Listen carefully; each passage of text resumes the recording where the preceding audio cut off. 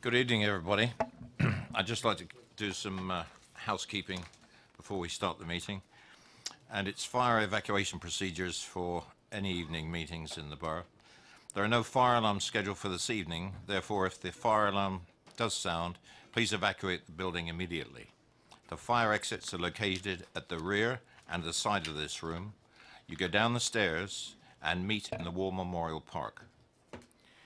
Please note that this meeting is being webcast live on the internet, and that's confirmed. And mobile phones, please can all members and public to switch their phones off or turn to silent. It's 6:30, and I shall commence the meeting of the Development Control Committee. For the benefit of the members of the public attending, I would like to explain who everybody is around this table. My name is Councillor Paul Miller, and I'm the chairman of this committee. Down the sides of the table, to my left and right, are councillors who sit on this committee and who will be making decisions on the applications before us this evening. Immediately to my left and right are the officers who will be advising councillors. In addition, I would like to explain that the Development Control Committee is a regulatory committee and not a political meeting. The committee will be examining the evidence brought before us tonight and will make decisions based on planning reasons. We are guided by national and local planning and policy and guidance. May I ask all speakers, including visiting members, to speak clearly and to return to their seats once their presentation is complete and following any questions from members. No further dialogue between members of the committee and speakers will be permitted once questioning has finished. May I ask all committee members to avoid repetition and to keep comments on each planning item to a maximum of 4 minutes. I understand that planning can be emotive and ask that everybody remains polite and professional throughout the evening. Move to the agenda. And the first item is apologies for absence and substitutions. What I have advised to me this evening, Councillor Mrs. Tucker is replaced by Councillor Rattigan, Councillor Hood by Councillor Harvey, and Councillor Nick Robinson is replaced by Councillor Gardner. Are there any other substitutions? Nope. Declarations of interest. Councillor Gardner. Declare an interest on item 1 as I'm a member of the Basingstoke Sports Trust, and on item 4 where I'm actually a supporter of the application and therefore would correctly be accused of predetermination on this, but I will be speaking as a visiting councillor. Thank you. Councillor Rattigan. Item 8, I'll be leaving the room for the discussions on that, so, as I am the applicant and also the ward member. So I will be leaving the committee. Thank you for that declaration. Any others? No, there are no urgent matters before us this evening. Minutes of the meeting held on the 11th of April 2018. May I ask the committee that you agree to the minutes and I can sign them at the end of the meeting? Thank you very much. Applications for planning permission and public participation therein. I'm going to ask the planning manager to make a couple of amendments to the agenda. Thank you, Chair. It's just to confirm a couple of issues referenced in the update paper. That is the item 2, which related to Upper Cufford Farmhouse. The application was withdrawn earlier today. And in relation to item 7, land at 6 Highfield, Ashmansworth, the application has been withdrawn from the agenda, so neither will form part of the agenda for this evening's meeting. As my vice chair is absent this evening, I'd like to ask Councillor Goodison if he would please substitute for this meeting only as my vice chairman. Councillor Goodison, is that agreed? Thank you.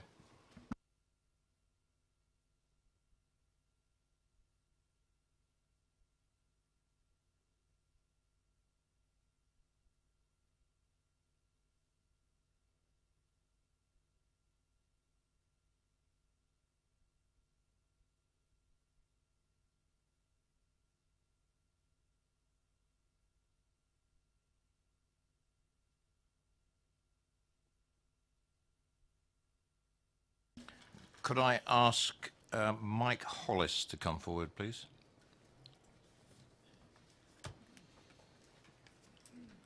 This is for item number 1 on the agenda for applications. Mr. Hollis, if you just take a seat, please, while the officers present the application, then I will ask you to start your presentation momentarily. Thank you, Chairman. The first item before you this evening is for land at Plot W, Basingview in Basingstoke, and it's for the erection of a 6-storey hotel in the use class C1 with associated leisure uses, car parking and landscape. If I draw members' attention to the update paper, where you will see detailed further public observations that we have received to the application. These comprise 5 representations in support of the proposal and 1 representation of objection, and those comments have been summarised for you. In response to the further objection that has been received, we have provided an officer comment which details that the concerns raised do not change the recommendation before you or raise any further issues which haven't been addressed within the agenda.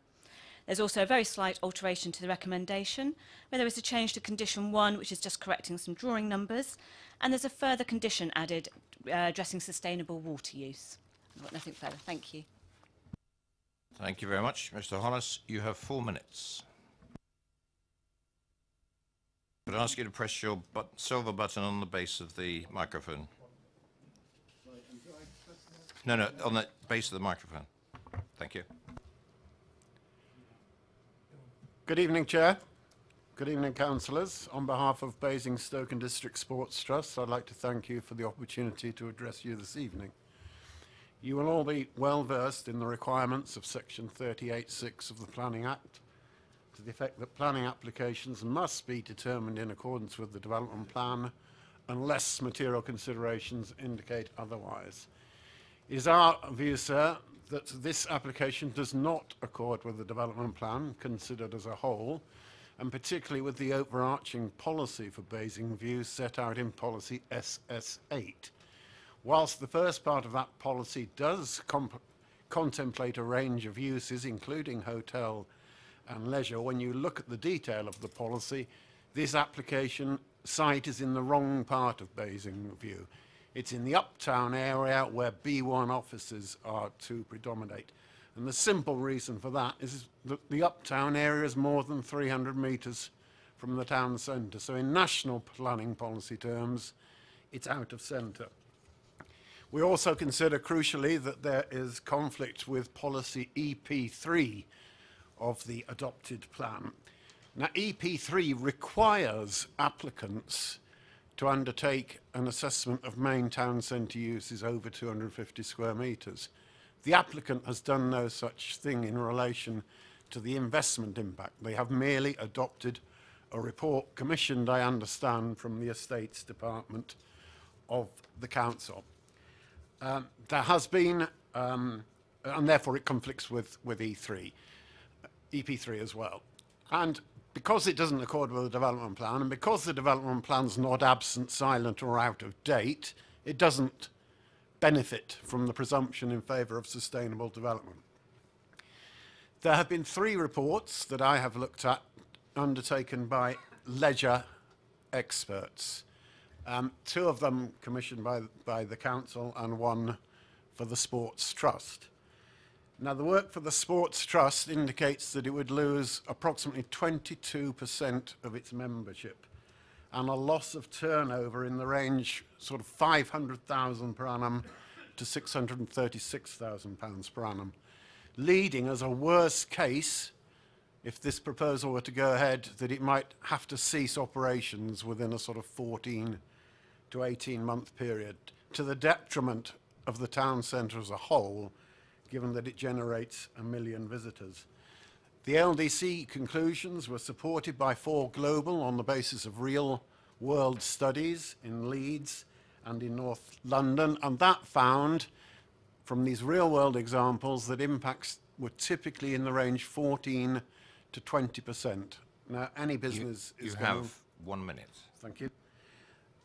Therefore, so I find this a very unusual situation whereby the council, on the one hand, is employing a normal planning consultant, such as myself, to evaluate the Boyer report, which is also commissioned by another part of the council. And that just doesn't seem to me to be procedurally the best way forward. And therefore, with great reluctance, I feel that if you proceed as advised by officers without an adjournment, I have to advise the client to seek a legal opinion as to the prospects and grounds for judicial review. Thank you, sir. Thank you very much. Would you press the microphone? Because the way these microphones work, if any of the microphones except mine, which is the override, it mutes out anybody else and their ability to use the microphones. But thank you. Questions for the speaker, please. Councillor Harvey. Thank you, Chair. Could I ask, you were explaining 3 reports, and you mentioned 2 of them in the minutes you had available. Just for clarity, for me, you mentioned the 22% from one report indicating a 500k to a 636k per annum loss. You then said 14 to 20% based on a second report. Is there a third report that also correlates with that? And what are the figure ranges within that, please? The first report was commissioned by my client, the Sports Trust. It's called LDC, the Leisure Data Company. That projected a 22% loss of the client base of the trust as a result of a loss of turnover in the range, well, to be exact, it was 494 to 636,000 pounds per annum. The second report was commissioned, I think, by the, well, it was commissioned by the council. I'm not quite sure which part or department of the council. This was FMG. That report said, yep, there is going to be an impact on the trust. We accept that, but we can't quantify it. There are too many unknowns. Not very satisfactory conclusion from an expert, but that's what they said. Yep, there will be an impact, but we can't tell you how much. And that was, I think, one reason for the third report by 4 Global, which was based on independent examples in Leeds, in Bristol, in North London, real-world case studies. And those case studies found a real-world impact on the opening of similar facilities in the range 14 to 20%. We think that's, an LDC think that's an underestimate, but that's what it says. But what I say is, even if it was at the low range, lowest end, 14%, that is a significant adverse impact, which means not only is the proposal in conflict with policy EP3 of the adopted plan, it's in conflict with the 2 impact tests set out in paragraph 26 of the National Planning Policy Framework, because of the significant adverse impact on the Trust's existing planned committed investment and the consequential effect of that on the overall vitality and viability of Basingstoke Town Centre, which is the second test. Because there's a risk of losing 1 million visitors a year under the worst case outcome, which, God forbid, won't happen, because hopefully there's some mitigation sorted out if this is to proceed. But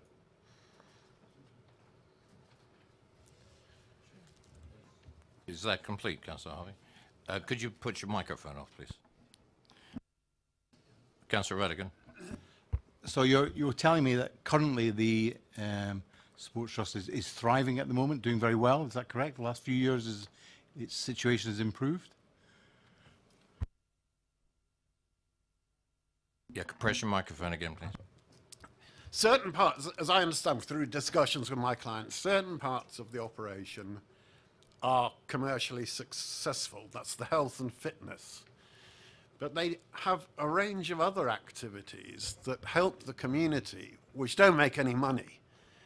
And it's the health and fitness, the profitable side of the Trust's operation, that gets hit by this application proposal.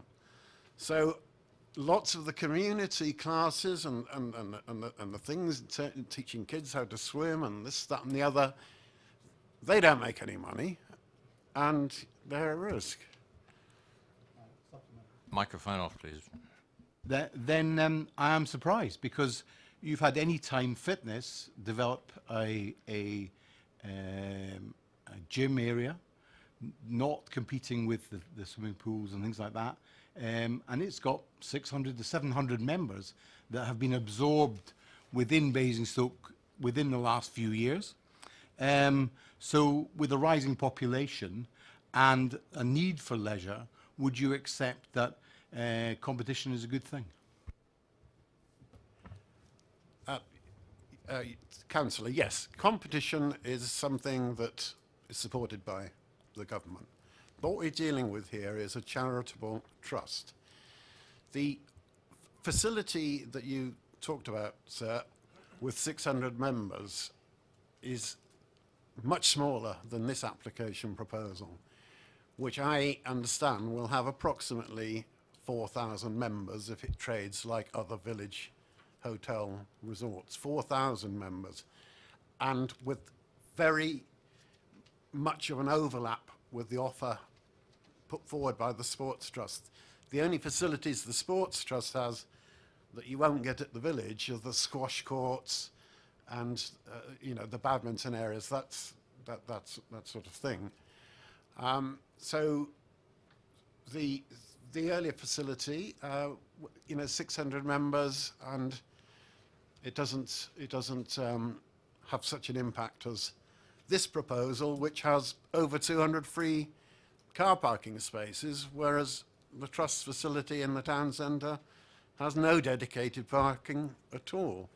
So it's at an unfair competitive advantage, this application proposal, in an out-of-centre location, which is the least favoured of the government's options for accommodating main town centre uses. You seem to be conceding the fact that a facility is done well. The Sports Trust has not suffered with a facility coming on board. I think you're losing the argument about how many people you're going to lose. I don't, you know, frankly, the idea that 1,100 members will leave, I think, is fanciful, frankly, in some of the objections. But I look forward to querying your points with the applicant. Thank you. Any other questions to the speaker? Well, I've got one. I'd like you to refresh us on some statistics you gave. 22% loss of members, I believe you said. Could you just mention the monetary range that you included with that stat? With your microphone, please.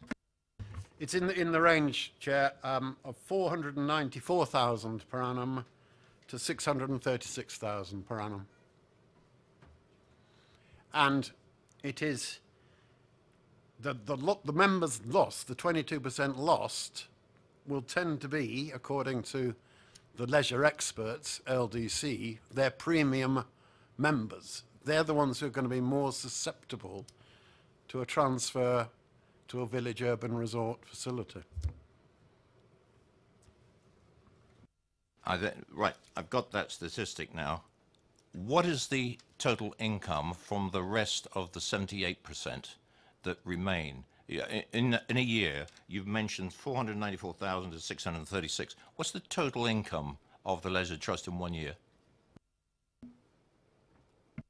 Chair, might I turn to my client? No, you may. You quoted this. If I extrapolated that out, and I think this is the kind of debate, and what I'm trying to tease out of this is getting information at the moment, Yeah.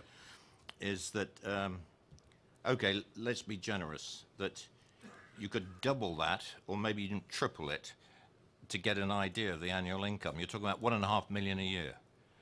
Well, if you're...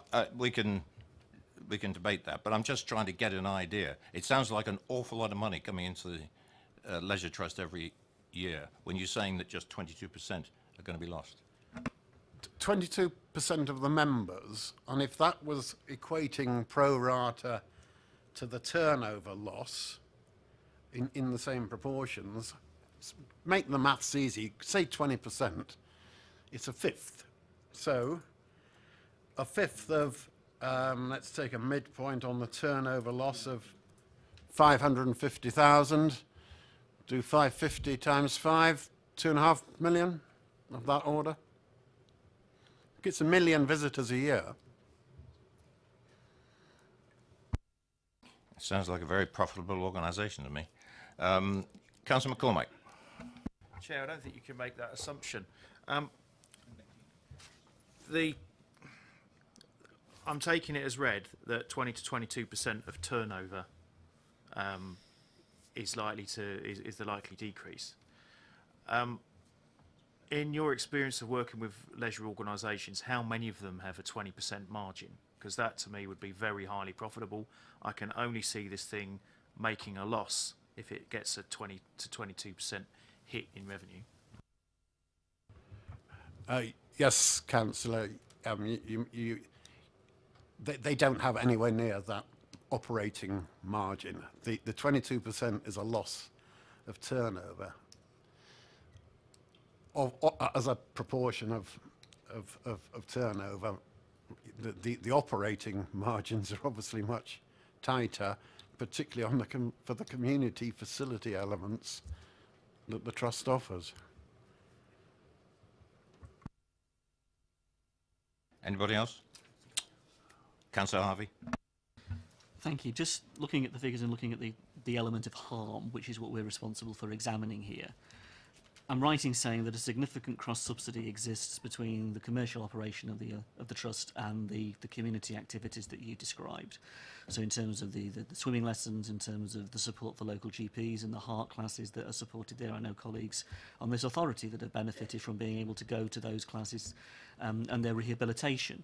I understand the links to the hospital, the links to our local CCG, the links to schools, all of those elements of cross-subsidy supported by the membership element of the operation. Would I be correct in saying that? Yes, you would, sir. That is my understanding, certainly. And in the context of the building itself, I'm conscious of 7 floors of facility. There's about, is it 6 or 7 floors of it? There's a lot. I've got a dodgy. And I'm also conscious of the fact of the capital investment that the Trust has made over the years. This authority has made significant capital investment within the structure of the building. Therefore, the turnover and the reinvestment used by obviously what has been a successful trust, and we would be stupid to call it an unsuccessful trust. We want a successful trust. That's the point of the conversation we're having. We wouldn't want it to be financially incapable. But I'm right in saying there has been significant capital investment, significant revenue investment by the Trust in the facility that is an oddity in the town centre, because I don't think anything else has got that kind of, and how to describe it, physical structure, shall we say, in the heart of the town centre. Yep, that is very fair comment. And some of the investment made has actually, had support from the council. I've been looking at the changing rooms today. That, again, the council put money into that to enable it to happen. The trust matched it with its own own contributions, but.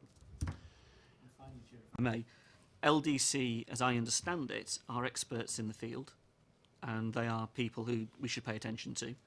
If they are suggesting at the high end a 22% potential impact on the bottom line, and to say it was in the range of 494 to 636, your assessment and their assessment, and they are the experts here, we're not, they are, they're suggesting it would be a 14 to 18 month period by which the Trust would not be able to continue in operation, and it would have the potential of shutting the Trust down financially, where no mitigation to be put on the table. Yes, that's absolutely right. Without mitigation, the Trust's cash reserves would run out over that sort of period, 14 to 18 months. The cash reserves would be gone. They'd go bust. Councillor Gardner. Thank you, Chairman. Talking about the non-profit making activities, how many of these are grant aided, and just how much does this grant amount to? Councillor, I can't pretend to give you an accurate. I don't know how much the grant amounts to. I'm sorry.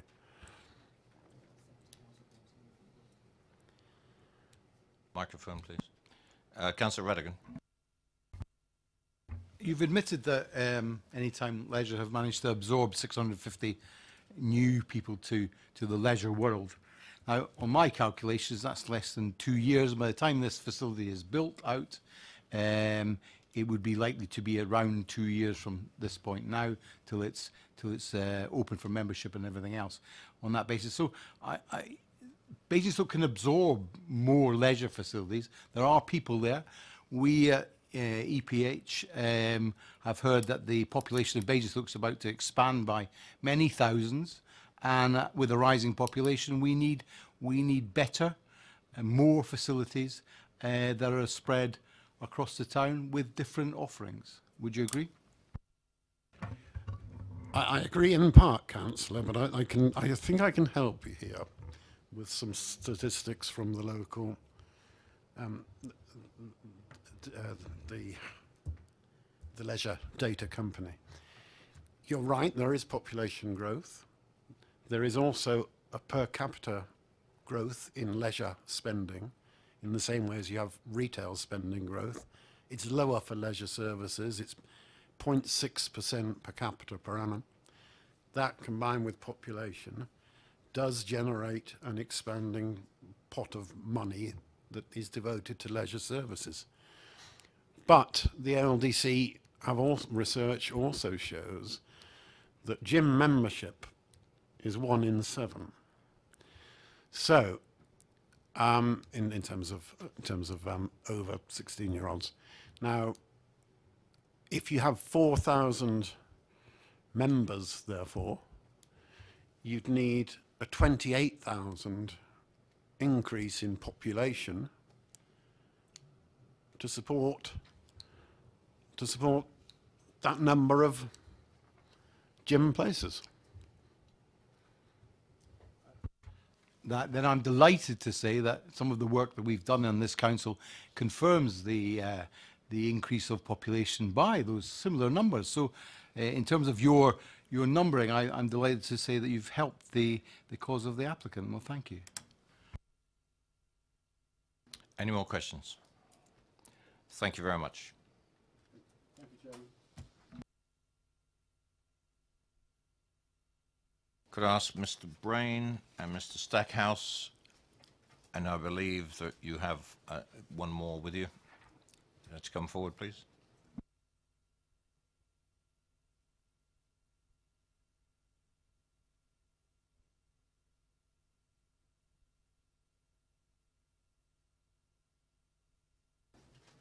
The microphone is fairly straightforward. Gentlemen, you have 4 minutes between you.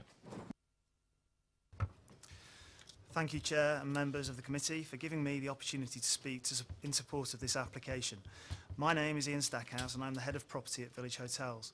We are delighted to be so strongly supported by businesses in Basingview, and so I'll keep my contribution short to allow time for their representative to speak to you as well. We are pleased with the officer's recommendation to approve the application following the hard work involved to get to this point. We are aware of the concerns raised by the Sports Trust, though would stress that we will be complementary to Basingstoke's existing leisure offer.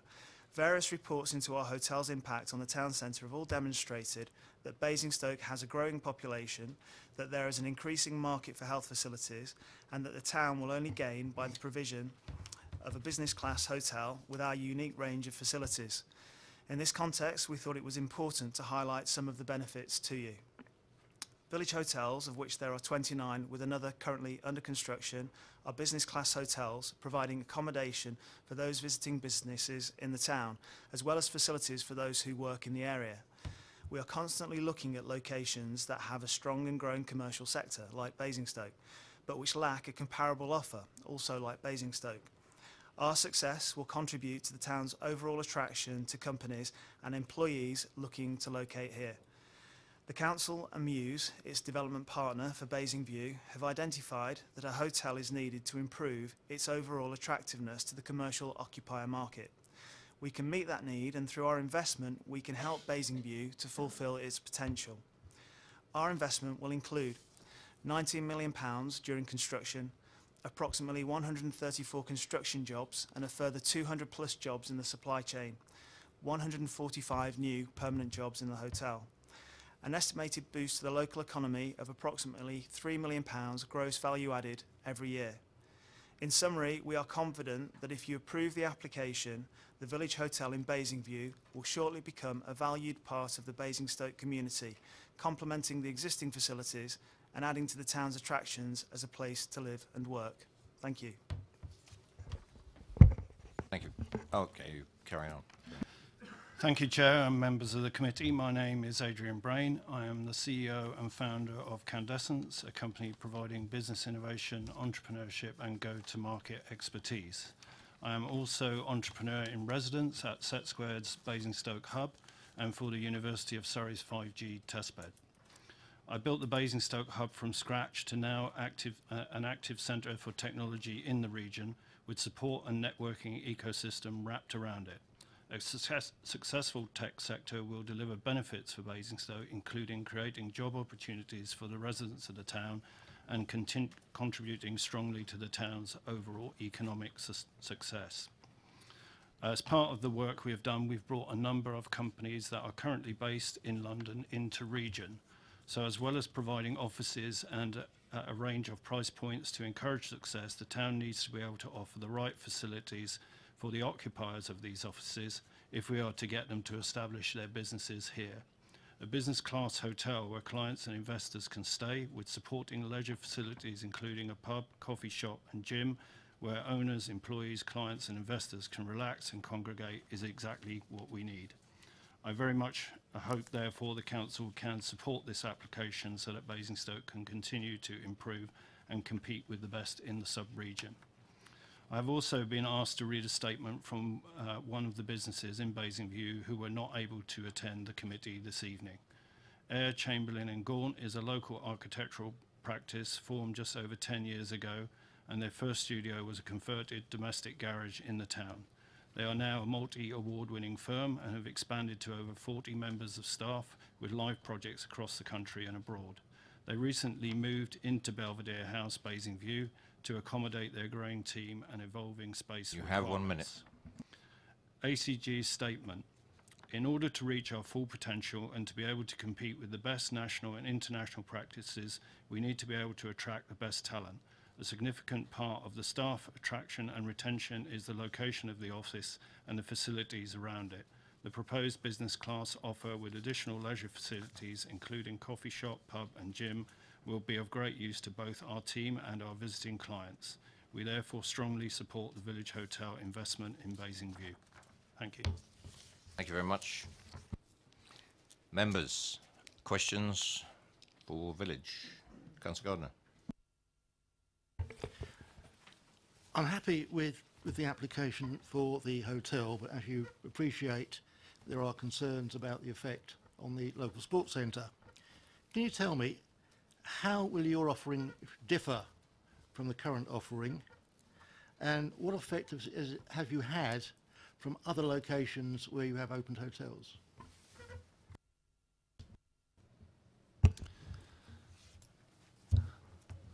The sector in the market that we represent, I think at the premium end of the health and fitness offer that's out there at the moment.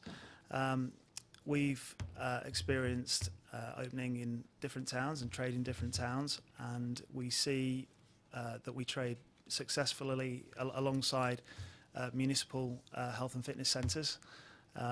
They continue to trade and continue to operate successfully themselves as well. So, and I think as highlighted in the independent reports that were carried out, we do occupy this different sector in the market. You know, we note the Sports Trust's concerns, but the reports also highlight the expansion in the population in the town as well. And I think, you know, over a short period of time, that demand will already be there, or will be there to be taken by both the Sports Leisure Centre and the Village offer.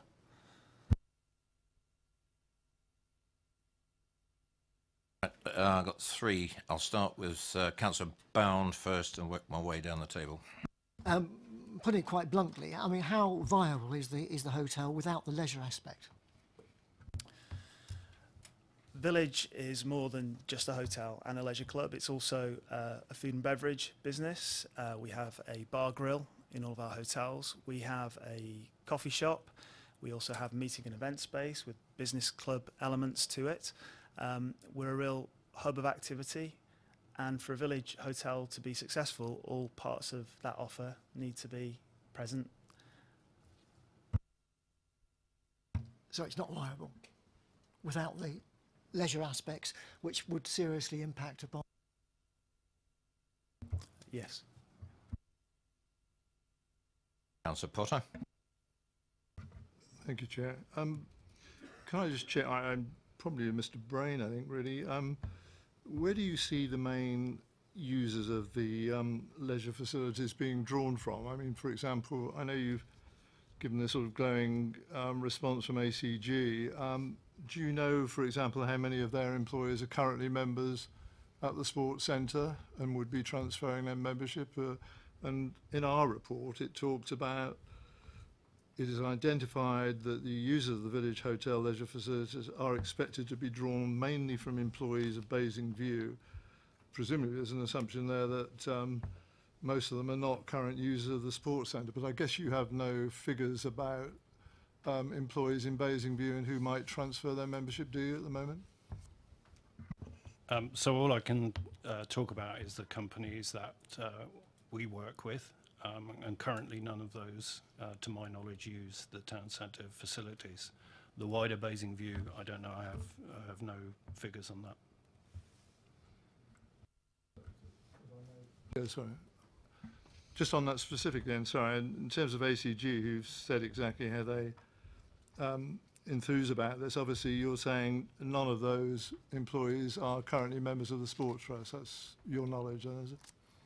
I don't know about ACG. They haven't given me any information on their employees, so I can't say on that.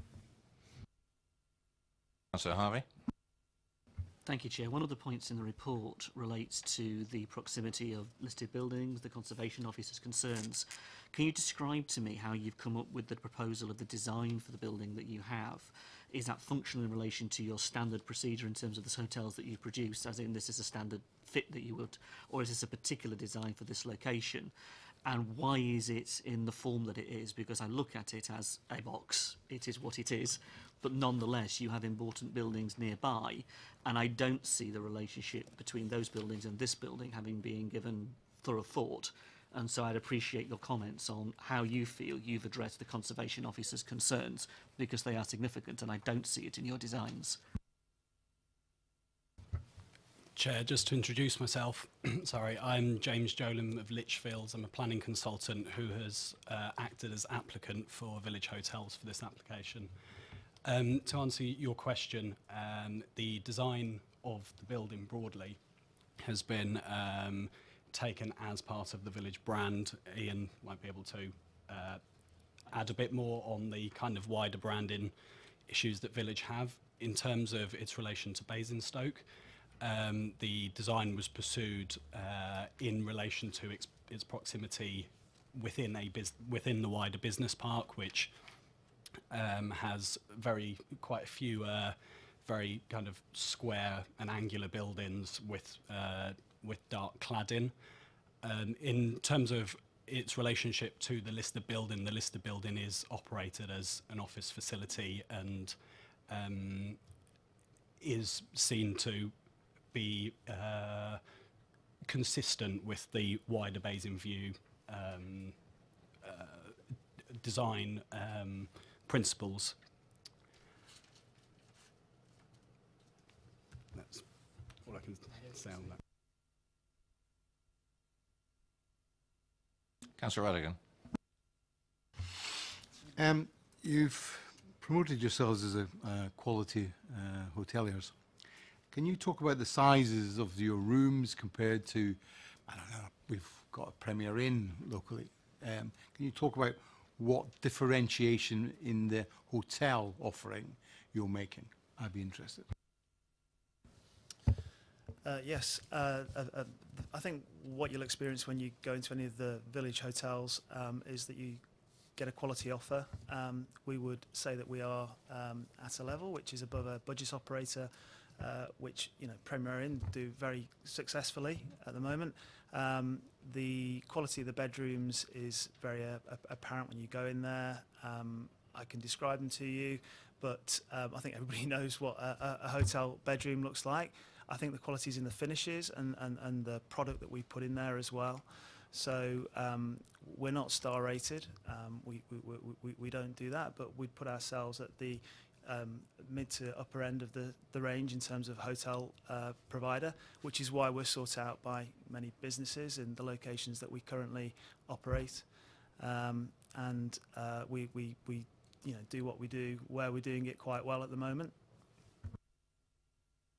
I can't tell from these drawings whether you are spatially giving the guests a better offering. It's very difficult to tell whether you've promoted yourself as that, but it's always very difficult to tell on a plan whether the space that you're providing, it might have a better finish, is better. We have problems with permitted development here where spatial offering is very poor. So I'm concerned that you've got a lot of floors with a lot of bedrooms in them. Is this the right design to produce high quality hotelling? I would say yes. We operate a hotel with very similar sized bedrooms. I mean, to get into the more specifics about it, the size of our bedrooms are 15.5 square meters, but each one of those bedrooms has a very large shower tray, it has a king-size bed, a large television screen. You would walk into our bedrooms and I think you would perceive that they are well laid out. And the evidence is in that people return to use us as well. And as I say, businesses and leisure guests alike seek us out to stay with us. We're relatively small in terms of numbers at the moment. We've got 29 throughout the UK. I think that we've got a very loyal customer that comes back to us, and that's to do with the offer that we provide them with. Councillor Harvey. Thank you, Chair. I'm just looking again at the design aspect to it, and we were discussing how much the gym offer, the facility makes up of the hotel, and I'm conscious that it is an entire floor, and in fact is a significant floor space that you're offering to that particular use. I'm also conscious that other hoteliers have commented about the saturation of the local market in Basingstoke from a hotel point of view. What impact and difference do you believe you're going to make to their businesses by your entrance into the Basingstoke market? And I'm conscious that you've positioned yourself at the mid to upper end in the way that you've described yourselves, which will lead to direct competition with a significant number of hotels in Basingstoke who also position themselves in that particular end of the market.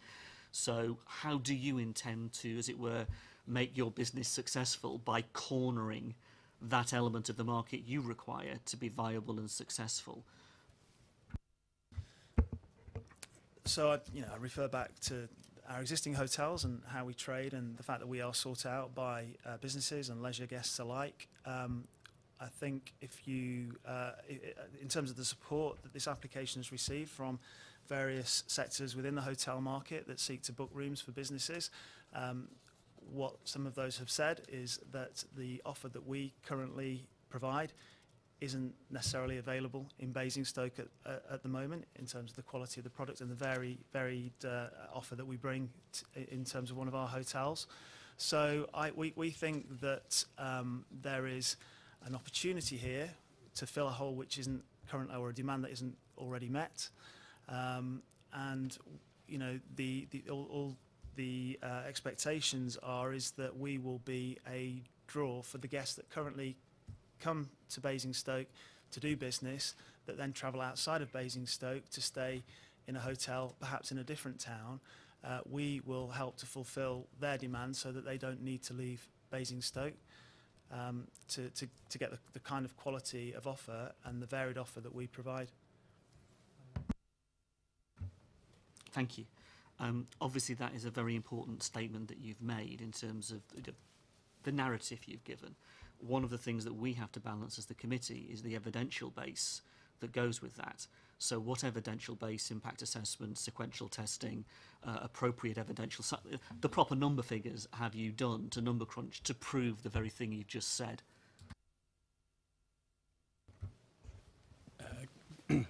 Councillor, on the exact numbers, I don't have a direct answer to you, but in terms of the evidence base in Basingstoke generally, what we undertook as part of the planning application was an assessment, a sequential test to understand whether there was any other sites outside of the town centre that could accommodate a village hotel with its specific demands and want to target a commercial user. Using that, we used the Basingstoke Hotels Futures report, which was commissioned by the council, which identified that there was a demand for future users of Basingview within Basingview at a 3 to 4 star rated hotel rather than a by definition budget hotel. Thank you. I know the report well, and it's a very high-level document, so I appreciate your answer and the honesty of that. Thank you. Councillor Potter. Thank you, Chair. Could I just return? I know Councillor Harvey made reference to the Conservation Officer's comments. I just wanted to pick up on those again if I could. I think probably for our planning consultant colleague, really. Obviously noting about Mountbatten House as the Grade 2 listed building that it is and the importance of that in the context of the regeneration of this area. One of the points that's made is that it's indicated the proposal is a missed opportunity to enhance or better reveal the significance of a listed building, to enhance the setting of the listed building, making a positive contribution to local character and distinctiveness on this important site, and to setting the tone for regeneration of the wider area. So the Conservation Officer describes it as this missed opportunity. If you don't agree with that, can you just tell me why you don't agree with that? Just to pick up on a couple of points in terms of, I guess, from a planning balance, the conflicting demand to find a design that is in keeping with the listed building, but also, I think, as you said, the local distinctiveness and the character of the area. I think in terms of a new building being brought forward, it will have an element of modern design to it, particularly in a business park setting. One thing I would draw your attention to in terms of the balance is the Urban Design Officer's comments that we received from Basingstoke, which identified that the elevations and the facades on the building provided visual interest, which counterbalanced the 2 floors of glazing on the ground and first floor against the darker cladding of the 2nd to 6th stories. Thank you. Just following up on one other specific point. I mean, again, the point is made that what you're proposing would have an adverse impact on views of and from a listed building, whereby the development would be highly visible in relation to Mountbatten House, obviously having that, well, I might describe as overbearing influence upon it. Do you disagree with that as well? I don't disagree that by proximity it will have an impact. I would disagree that it would have a substantial impact on the listed building in terms of the wider views. I think, and excuse my memory on the report, but I think the views would be from one elevation rather than all 4 elevations of Mountbatten House. Yeah, before we move on, I've got a couple of questions myself, and I've got 2 more councillors in a second. How many, the offering that you're making, the fact that you have a leisure facility, how much of that is, and you've got 29 other hotels, how much do you find that as an attraction to the business world? Because personally, I've done a bit of travelling, and I travelled and stayed in, I look for hotels that have got a leisure centre, basically. How many, do you incorporate that into the rate of the room, that they automatically become members of the leisure club?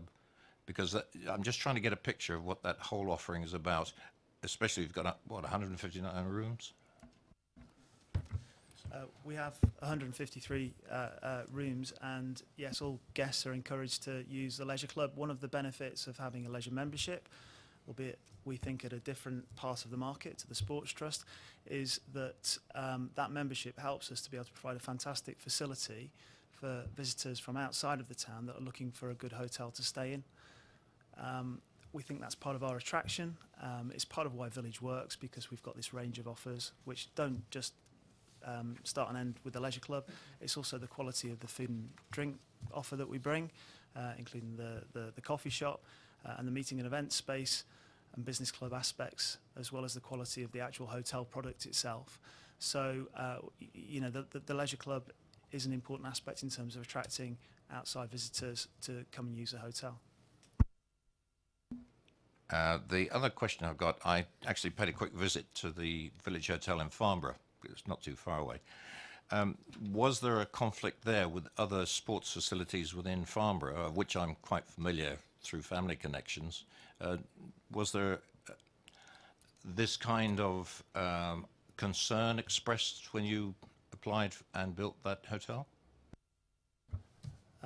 You have to forgive me, because it was quite a long time ago that Farnborough was developed, but we know that you know, that Farnborough continues to trade successfully alongside the offers that are already there as well. Farnborough is a very interesting example, actually, because we talked about the independent reports that have been undertaken for Basingstoke, and the fact that they all conclude that there'll be an overall benefit to the town from the development of the hotel, and certainly to Basingview. When Village first arrived in Farnborough, the business part there hadn't been developed to the extent that it has now, and it trades very successfully there. You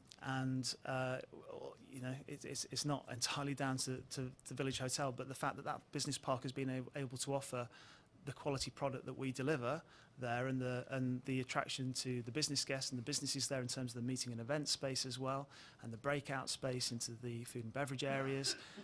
We think that you know, that there you know, there is the evidence, if you like, that we can work very well in that kind of business park environment. Thank you. Councillor Leeks. Thank you, Chair. Just one quick question, if there is a quick question.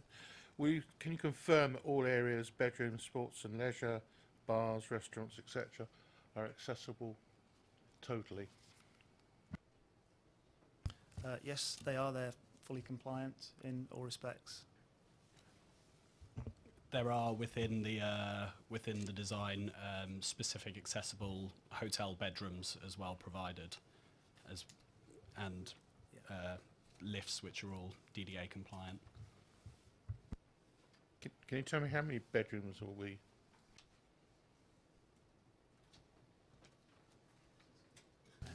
There are 2 accessible bedrooms per floor, and there are 4 floors of bedrooms, so there'll be 8 accessible rooms. Councillor Radigan. A couple of things. You talked about the loyalty of your clientele. How do you have a loyalty card so people can go to like Hilton Reward or something like that? Do you hold that at the moment? Because that would show me that you are self-reliant on your existing guests. There are memberships that you can get which will allow you to use the other health and fitness clubs within our portfolio of properties. I mean, the technology aspect of hotels going forward is you know, it has to be very cutting edge. It's something that's evolving all the time, and we're trying to be at the forefront of the technology that goes into our hotels as well. That allows us to offer members of the leisure club access to the business club, to the get discounts on food and beverage within the hotel as well. You know, the whole hotel offer is seen as bringing a community together, and I think if you go to any of our hotels, you'll find a vibrant, sort of thriving atmosphere in the F&B areas because we're encouraging people to come and use that, and we do that by breeding loyalty across our offers and from our other hotels. If we were to give you planning, what date do you expect to have built this out? Because we've given planning permissions in the past and some have not come to fruition. We're very keen to bring it to open the hotel as soon as possible. We ideally would like to see that we start works on the site later in the summer, bringing it forward to potentially opening before the end of 2019. That's our intention. We are fully funded and we have the ability to deliver that as well. So we're very keen to get going on this as soon as possible, subject to the decision that's made here tonight. Councillor McCormick. Thank you, Chair. I'm still a little uncertain about your offer. So the first thing is you mentioned that you have a multifaceted offer. So you have meeting space, you have a bar, you have a grill, you have a gym, you have a hotel. How critical is the health and fitness offering to the hotel? Is it something that you just wouldn't have a viable business without, or is it something that is just something that hotels just happen to provide for their guests and you want to differentiate with your provision? That's my first question. The second one is looking at membership. So presumably you're expecting to attract a considerable number of members. Is it a premium? How much is it going to cost? Is obviously in this current climate and people are counting their pennies, how do you expect to entice people from the local area? Are you purely looking at business people visiting Basingstoke, or people who work in Basingstoke who just don't happen to go to the gym at the moment? Where are your clients going to come from? Firstly, on the viability issue, the village gym is a significant contributor towards the viability of our properties. So it is something that needs to be part of our offer in any of our properties. In terms of our membership rates, we, as I've said previously, see ourselves as a premium health and fitness club. I think we occupy a different space in the market to the Sports Trust, as has been substantiated by the reports that have been produced, and therefore we can attract members to that premium end of the market. Our membership fees will perhaps reflect that, albeit, I think given the sector of the market that we're in, we can be, confident that people will be attracted to use us. I don't think you quite answered the question, because I was asking how critical it is. I mean, is it critical or is it not critical? And secondly, in terms of how much will it cost? I mean, you said, we intend to charge a premium. I've looked at your plans. You've got your first floor dedicated to health and fitness space, but I couldn't see any evidence of a pool or spa or any of the premium offerings that you might expect a premium. So I'm a bit confused as to what it is you're offering and how much you're going to charge for it, and how do you expect to entice people in, because it looks more like you're going to have another gym that's going to go head to head with a sports centre. Sorry if I was a bit vague with my first answer. The gym is a critical part of the hotel. In terms of the rate and the fact that I referred to our gym being a premium offer, it very much is, and that is apparent if you enter any of our gyms. We have state-of-the-art equipment. We run classes. We've got a spin studio with a Les Mills offer, which, for those of you who don't know, is a very high-end offer in the spin world. The swimming pool area has a sauna, to answer your question more precisely, in the steam room, and a spa pool as well.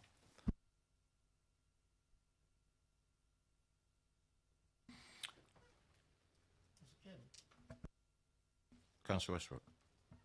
Sorry. Councillor Westbrook, off you go. Thank you, Chairman. I just wanted to pick up on, the report says, I think it says you've got 244 car parking spaces allowed in here. Is that correct? Sorry. I'll carry on. Okay, sorry. Yeah, so, I mean, do you have Your microphones are conflicting, gentlemen. Mine's on, yours on. Okay. Do you normally have a charging policy for users in your offer, or does it just come as part of membership, or how do you normally deal with that? We don't charge for the car park. Councillor Gardner. Sorry, Mr. Chairman, but on page 72, to answer Councillor McCormick's question on the cost, it does say that membership is approximately 30% more expensive than the sports centre. Thank you for pointing that out. Are there any more questions to the applicant? Gentlemen, thank you very much for your patience. Thank you.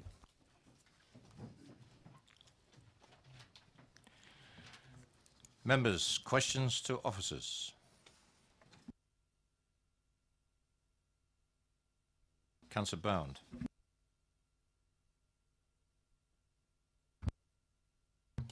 Okay. Mr. Hollis mentioned the fact that he didn't think that because it was 300 metres distant from the town centre, that it didn't comply with the NPPF. Is that? Would you like to comment on that, please?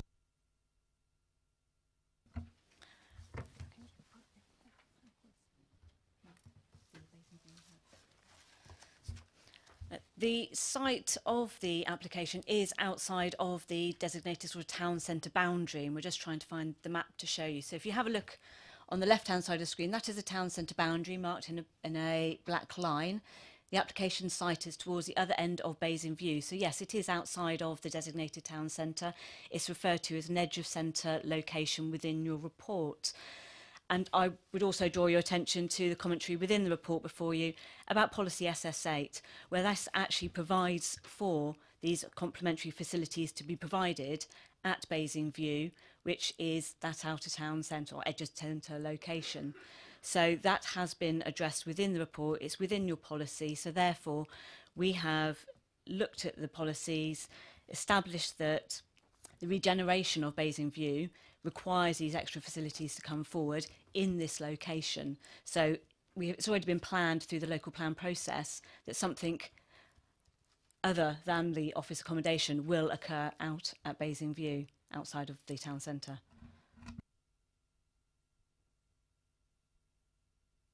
Just for clarification, though, there are 3 areas within Basing View, and this is the upper one. It's the most distant, in fact, is it not? That is correct. The location is in the uptown area of Basing View, yes. Councillor Councillor Westbrook, sorry. Yeah, probably a similar sort of question. Mr. Hollis talked about EP3 and the town centre boundary. EP3 mentions that it's been extended in the local plan.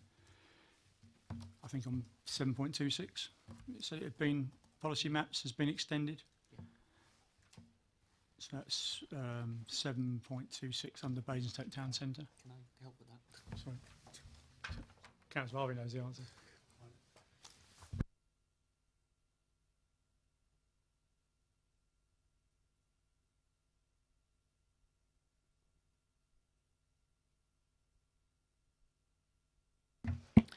I would refer you to the drawing in front of you, or the extract from the local plan in front of you, which refers to the town centre boundary, which has been adopted by the council and features within your local plan. So that is that extended boundary. No, it is outside of the town centre boundary, yes.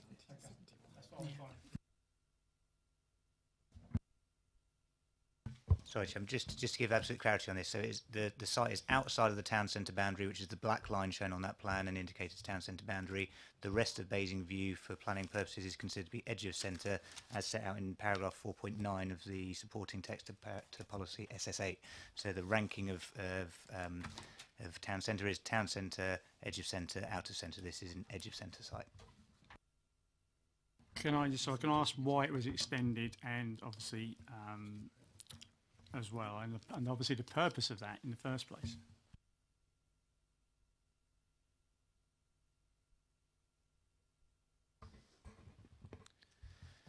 think, Chair, I can only refer back to the point that Councillor Westbrook referred to in the first place, paragraph 7.26, which was to increase the capacity of potential for retail within the town centre boundary.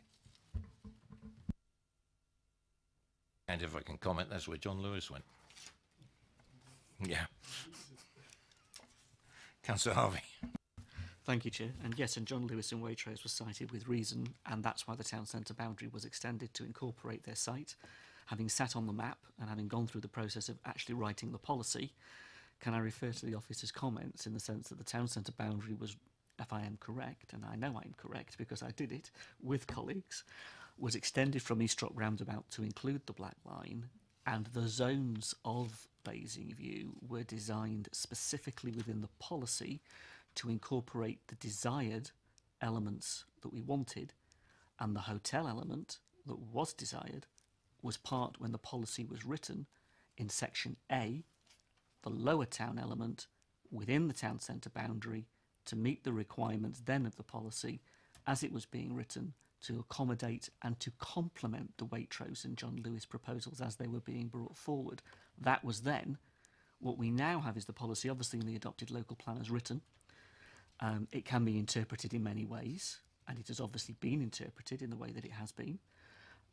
But officers can confirm that there is in fact a section B between A and C, and therefore the edge of town, as the policy was written, is considered to be section B, and out of town, as the policy was written, is considered to be section C. Having sat through the meetings, that was what was told to members at the time. That was the way, as I understood it, the Basingview proposals were designed and then incorporated into the local plan.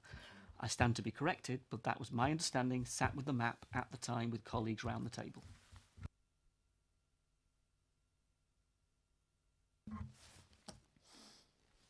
Clearly I wasn't at those meetings, but all I can do is refer to paragraph 4.9 as supporting text, not the policy itself, just to be clear, but the supporting text of policy SSA says the western end of the downtown area lies within the Basingstoke town centre, so that's obviously the Black Line area, and where town centre uses will be permitted. The remainder of the Basingview site, excluding the Gresley Road triangle, which is obviously the network rail part, will be considered an edge of centre location for town centre uses, reflecting the aspiration to regenerate the site in its entirety.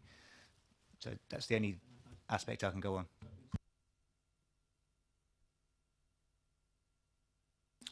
Any other questions to officers?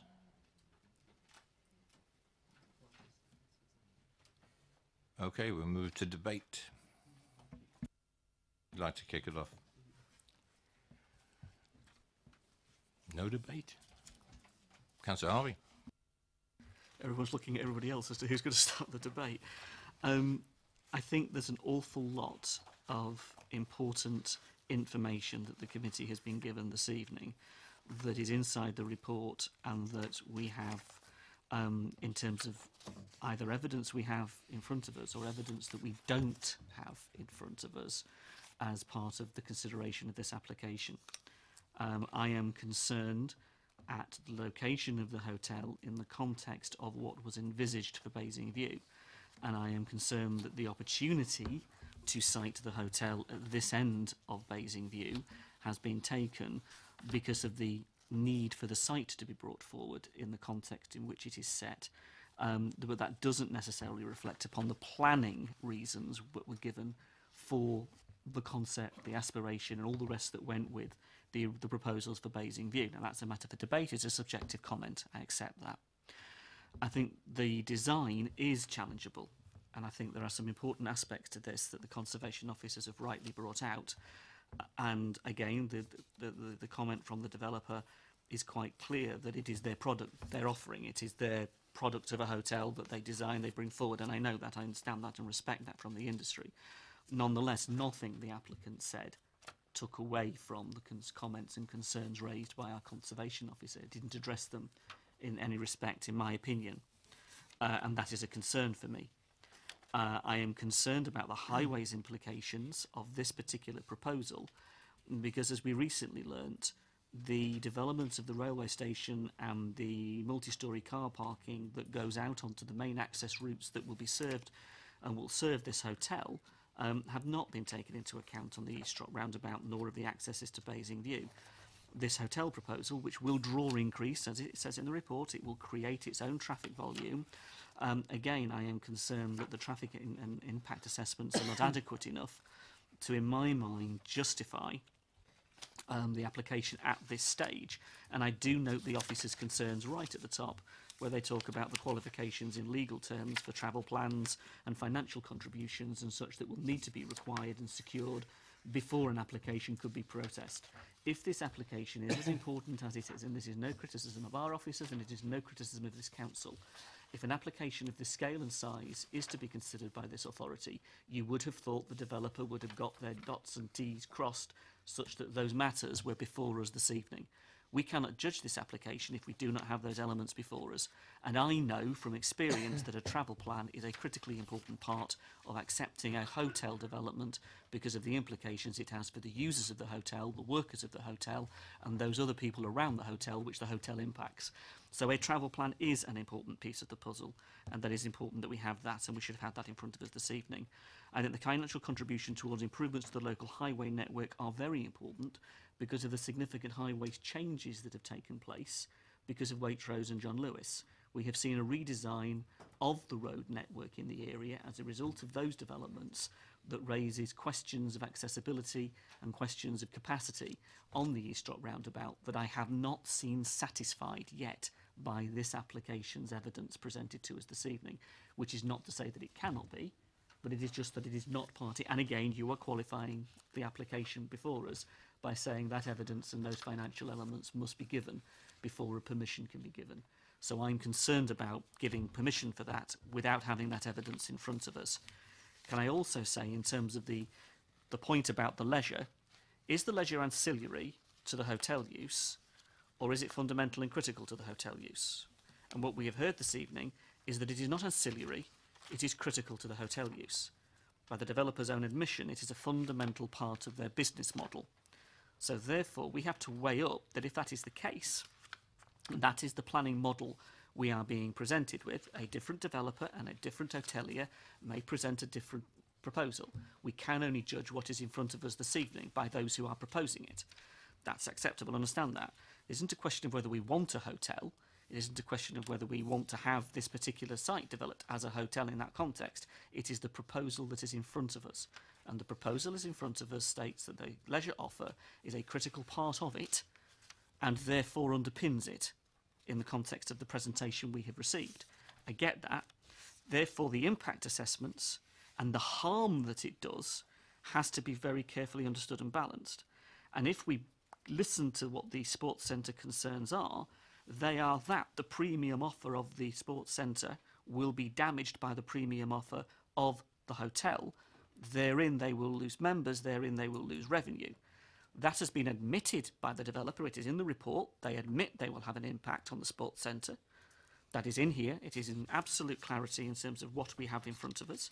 And I thank them for their honesty of that, actually, that they do actually admit openly that the impact assessment does not dispute that there will likely be existing members of the Basingstoke Sports Centre attracted by the Village Hotel, as well as from other health and sports and fitness centres across Basingstoke, but primarily in the town centre. We must judge the impact on the town centre because that is our policy perspective. Therefore, is that financial impact via the LDC report, via FMG and the 4 Global, particularly when they've actually taken real-life examples? Again, the LDC are experts, I get that, but we actually have real-life examples that are being cited as evidence, so that's important as well, Chair. So we have to judge that harm. I would also suggest that the economic harm to the town centre needs to be set against the fact that we're talking about a food and beverage offer and the impact on, for example, Festival Place and its food and beverage offer, which is in proximity. Because if we note, the positioning of the food and beverage offer off Festival Place is such that it attracts a significant amount of its footfall from Basingview. People that travel through Basingview that go to Festival Place at lunchtime to have, to take their lunch hour, if you like, to have that time in Festival Place, in that part of Festival Place. And I'm being aware of the impact that this may have, it will draw from that. We have to judge the harm of it. Is that harmful or not? Only we can come to that judgment based on the evidence in front of us. And to be honest, Chair, we don't have that evidence because the client, the developer hasn't given us the information to judge that on effectively. So I'm concerned about that. How can we make a judgment when it isn't presented to us? But the one thing we do know is that Section 38 of the Planning Act was cited, and I am concerned about that. I'm concerned about EP3, but I am also very clear, having read the NPPF, and far be it from me to defend the government's national planning policy framework as a Labour councillor, but I will on this occasion. The NPPF is absolutely clear in its requirements, and I have not seen a shred of evidence yet presented to me from a planning point of view that those tests have been met. And that's a planning matter. It's not a subjective debate about the hotel. That's a proper planning test. And the evidence, in my mind, from what I've seen, has not yet been presented.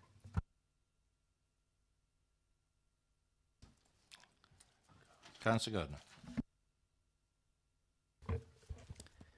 Listening with interest to what Councillor Harvey had to say, I personally have sat on the Basingview map, and I have looked at the aspirations that we have for Basingview, and I'll be confident that the increased footfall that we're going to see on Basingview will actually require better leisure facilities.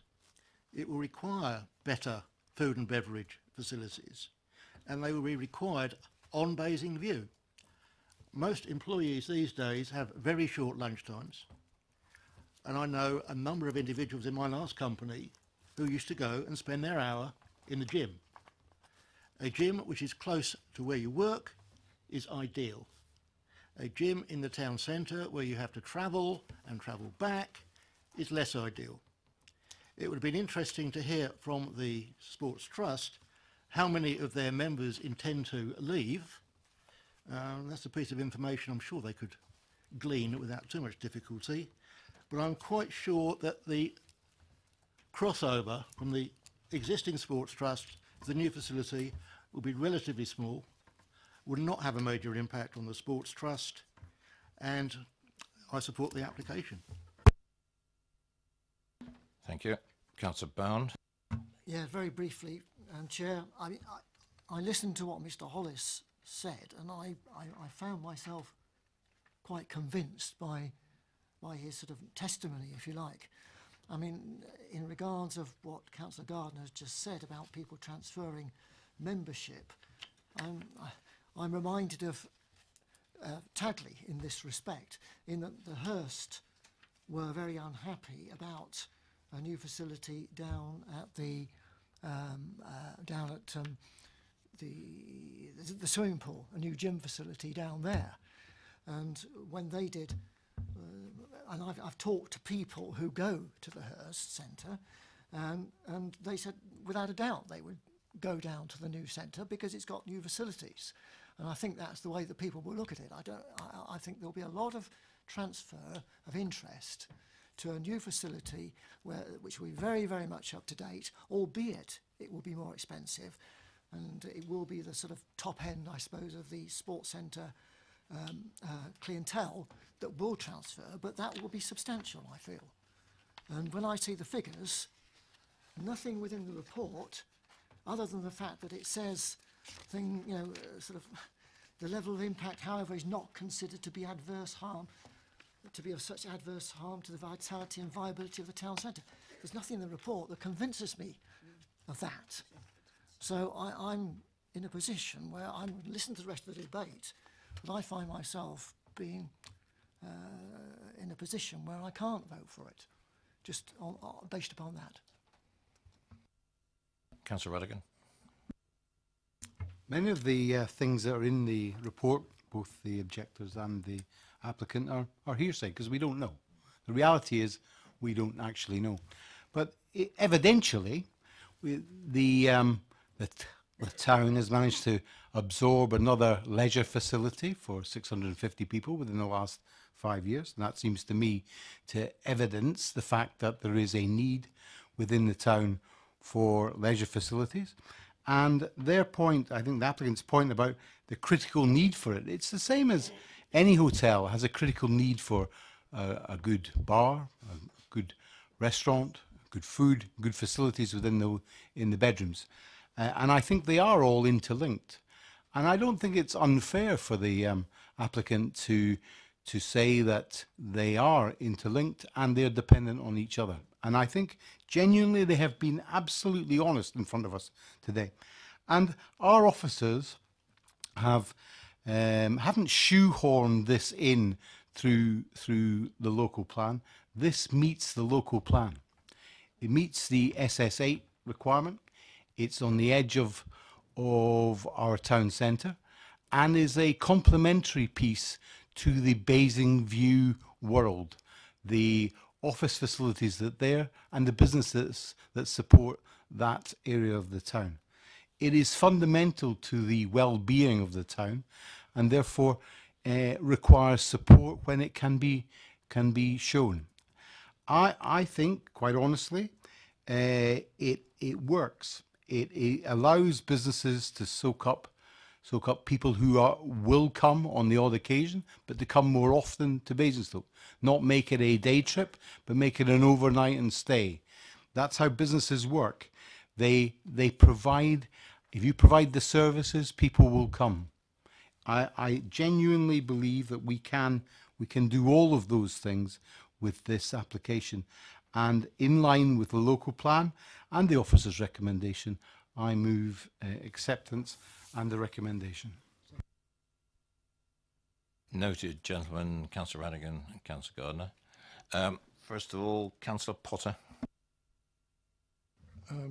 Fairly briefly, Chair, if I may, because Councillor Harvey did an expansive explanation of a number of points that I would have tried to cover not so well. But, I mean, in terms of the vibrancy of Basingview that Councillor Gardner talks about, it's worth remembering we've lost about 1,800 jobs in Basingview recently, which none of us have made mention of until me tonight. In terms of the evidence that we've had presented by the Sports Trust, I mean, I have some respect, a lot of respect actually, for LDC and their specialism in this regard, and certainly their conclusions I think are soundly based, and that is a significant impact upon the sports centre, which we clearly have supported for a considerable number of years quite rightly, and want to see it continue to be vibrant in the future, and this will have a massive impact on it.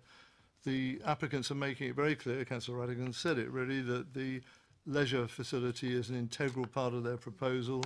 It can't survive without it. Some hotels could, quite frankly, based on a different model, obviously, but this one can't. And in regard to the conclusions in principle that were referred to within the report, having regard to policies SSA, EP1, EP3 and the MPPF, I don't think some of the tests in those are satisfied by the evidence that we have before us. And I certainly have strong reservations about that, and to that extent I won't support the application as it stands before us this evening. There may be further evidence that could be provided, but certainly it's not before us this evening, and therefore I have significant doubts on this one, and to that extent I can't support the application that we have before us this evening, Chair. Thank you. Councillor Westbrook. Thank you, Chair. Yeah, one of the reasons for approval is reason 2 on here, which states that the development would not result in any significant negative impact upon the viability or vitality of Basingstoke Town Centre. Yet this application has yet got another coffee shop, a restaurant, a pub, a large free car park, which we heard from the applicant earlier. I mean, I don't understand how this does not strongly compete with the town centre and impact on its vitality or its viability, and that's without taking into consideration any impacts on the sports centre. So I think that probably puts policy EP3, I think it's contrary to that. Also EP3 at 7.26, which we talked about earlier, talks about reinforcing the town centre as a destination of choice for local workers, including those at Basingview. And it doesn't take much to imagine all those workers close to the vicinity of the AA building who would now visit the town, normally visit the town for their lunch or after work refreshments, now taking an easy option. And this has to have an impact. Talking about the heritage asset, the listed grade 2 listed building, I think it is. I've worked there years ago in the landscaping capacity, and it was a sensational building Wiggins built there or occupied. I do know it had 20% less turnover of staff than any of their other properties in the whole of the country. It was really something to behold. I don't know whether you'd still have 20% less turnover staff if you built this in front of it. I agree with what Councillor Harvey said earlier. I think it's a box, and I think at least it should have had some consideration to the building that it was next to. But going back to the main policy points there, I find it hard to support this application too. Councillor McCoy. Thank you, Chair. I'm struggling with this application, actually. It makes me very nervous, this projected loss of 20 to 22% of the sports centre's membership. That will kill the sports centre. I don't think there's any doubt in my mind as to that. Its margins are not going to be 20 to 22%. It's going to run out of money. And unless the council is prepared to support the community activities that the sports centre provides, things like the cardiac rehab classes, then I don't think that's a viable option to consider the sports centre going to the wall. I've been trying to see what this offering is with Village Hotel. On the surface, it looks quite a good thing. You've got a bar grill, you've got more than your average hotel leisure facilities, you've got conference facilities. It's tucked away on the edge of Basingview. That of itself means it's not going to be that easy for people to get to if they're already in the town centre and part company with their car. They've got 243 parking spaces, which is an advantage over the sports centre. We have to pay to park.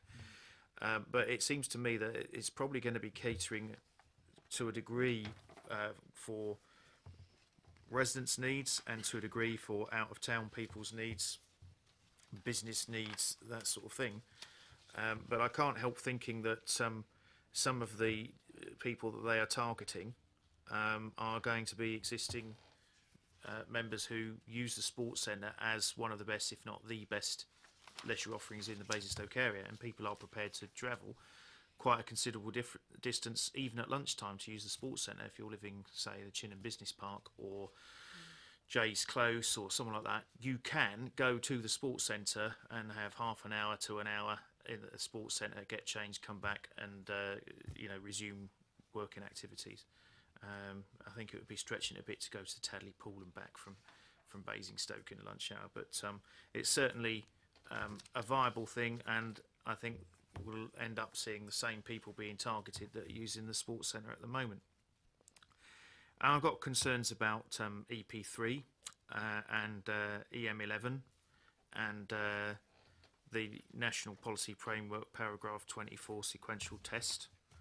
And for those reasons, I cannot support this application. Okay, I've got a couple of comments to make. The location, everybody seems to say, well, it's out of the town centre. That by itself will restrict the number of people from the town centre that will go to it. It sounds to be counterintuitive. I'll just make a comment. I did ask the opinion or the advice of officers. We heard from the Sports Trust representative, and he kept quoting LCD. It's never been presented as part of this application. So all we heard was a gentleman at the end of the table quoting something that's never been presented to the planning authority. Take that for what it's worth. My wife happens to be a member of another leisure facility in Basingstoke, and it's the other side of town. It's on the way out on the Winchester Road. Quite a few of the people that go there come from the Chinham Business Park. So they're prepared to travel that distance for that particular offering at Beachtown. And nobody's being targeted. Nobody gets targeted to a leisure centre. People actually opt themselves to go to a particular facility. And it's called freedom of choice. You're not forcing anybody to do it. And whatever the offering happens to be, if it fits somebody's requirements or they want to explore it, I'm quite sure every one of the leisure facilities in Basingstoke offer a trial for a couple of months. Every one of them do. I've gone to several, including the Apollo. So I think we shouldn't get too mired into how much is being taken away from everywhere else. The this application and the whole process of Basing View has been going on for years, and I quite agree with some of Councillor Harvey's mentions of we've been through the boundaries, been through the definitions of how Basing View is broken up. The location of the particular hotel, I think, is in a perfect location. It's serving an area which is away from the town centre. In respect of its proximity to Mountbatten House, at the moment, Basing View is under development. In between 5 and 10 years' time, I would doubt that there's going to be other structures that are going to be a lot closer to Mountbatten House. And we're going to go through the same argument. How close do you have other structures to Mountbatten House? We acknowledge the heritage listing of that particular structure, and I think it deserves it, absolutely. So I think that from my particular perspective, I think this is a great benefit to the town, and I look forward to the result of the committee's decisions tonight. Councillor Harvey. Thank you, Chair. And it's what you said is a very important point, and I would just like to pick up on it, if I may. I think you're right. The applicant, of course, has not included the LDC report in their application. It isn't their report immediately to include, and they would have been, in a sense, silly to include a report that does their own application of damage in that sense, because it shows harm. That actual report has been in the possession of this authority. That report has been part of this council's supporting deliberations, as I understand it, over the very harm that this application would eventually do.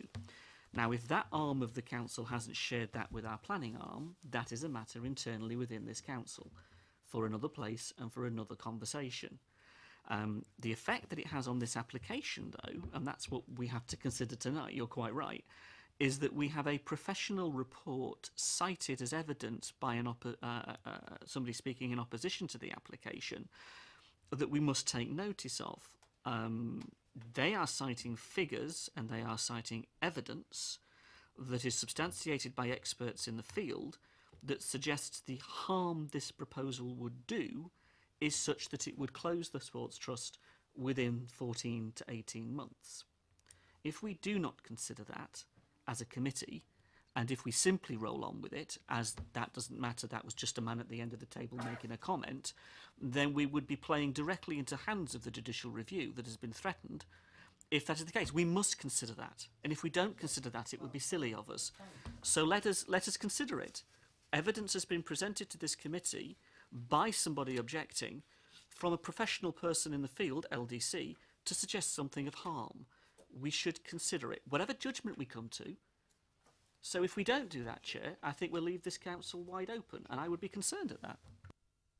Chair, can I have, Yes, confirmation from officers? We are dealing with this on a planning issue, not on the threat of a legal process. Is that correct?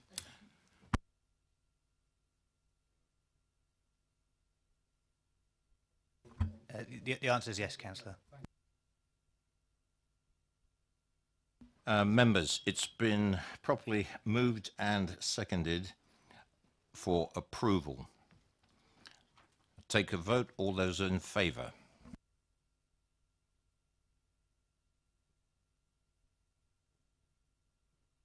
All those against?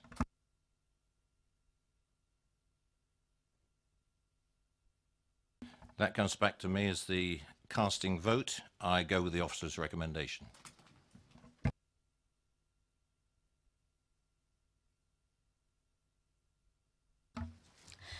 Just to sum up for members' benefit, that application has been approved, subject to the conditions and notes contained within the agenda and the update paper. Thank you. 106. And the 106.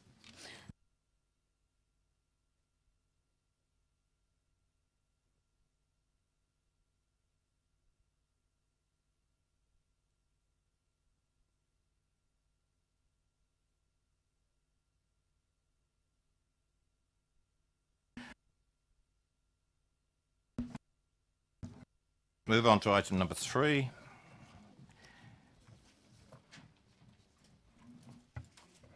I have no speakers for this. This is I'll leave this to the officers, but this is was deferred from the last control meeting. If you'd like to present this, please, Councillor. Lucy, sorry. Thank you, Chair. Yes, this application has come back to committee following a previous deferral to enable additional information to be provided. That is included in the main agenda report. There were a couple of more letters of representation received following the previous consideration at committee, raising various matters which have been covered in the main agenda, in the update report, and officer's comment is included below. There's nothing further to add. Thank you. Unless there's some further questions to the officers, I'll move this straight to debate, bearing in mind everything that was said and the reasons for the deferral is mentioned in the report. Is there any debate?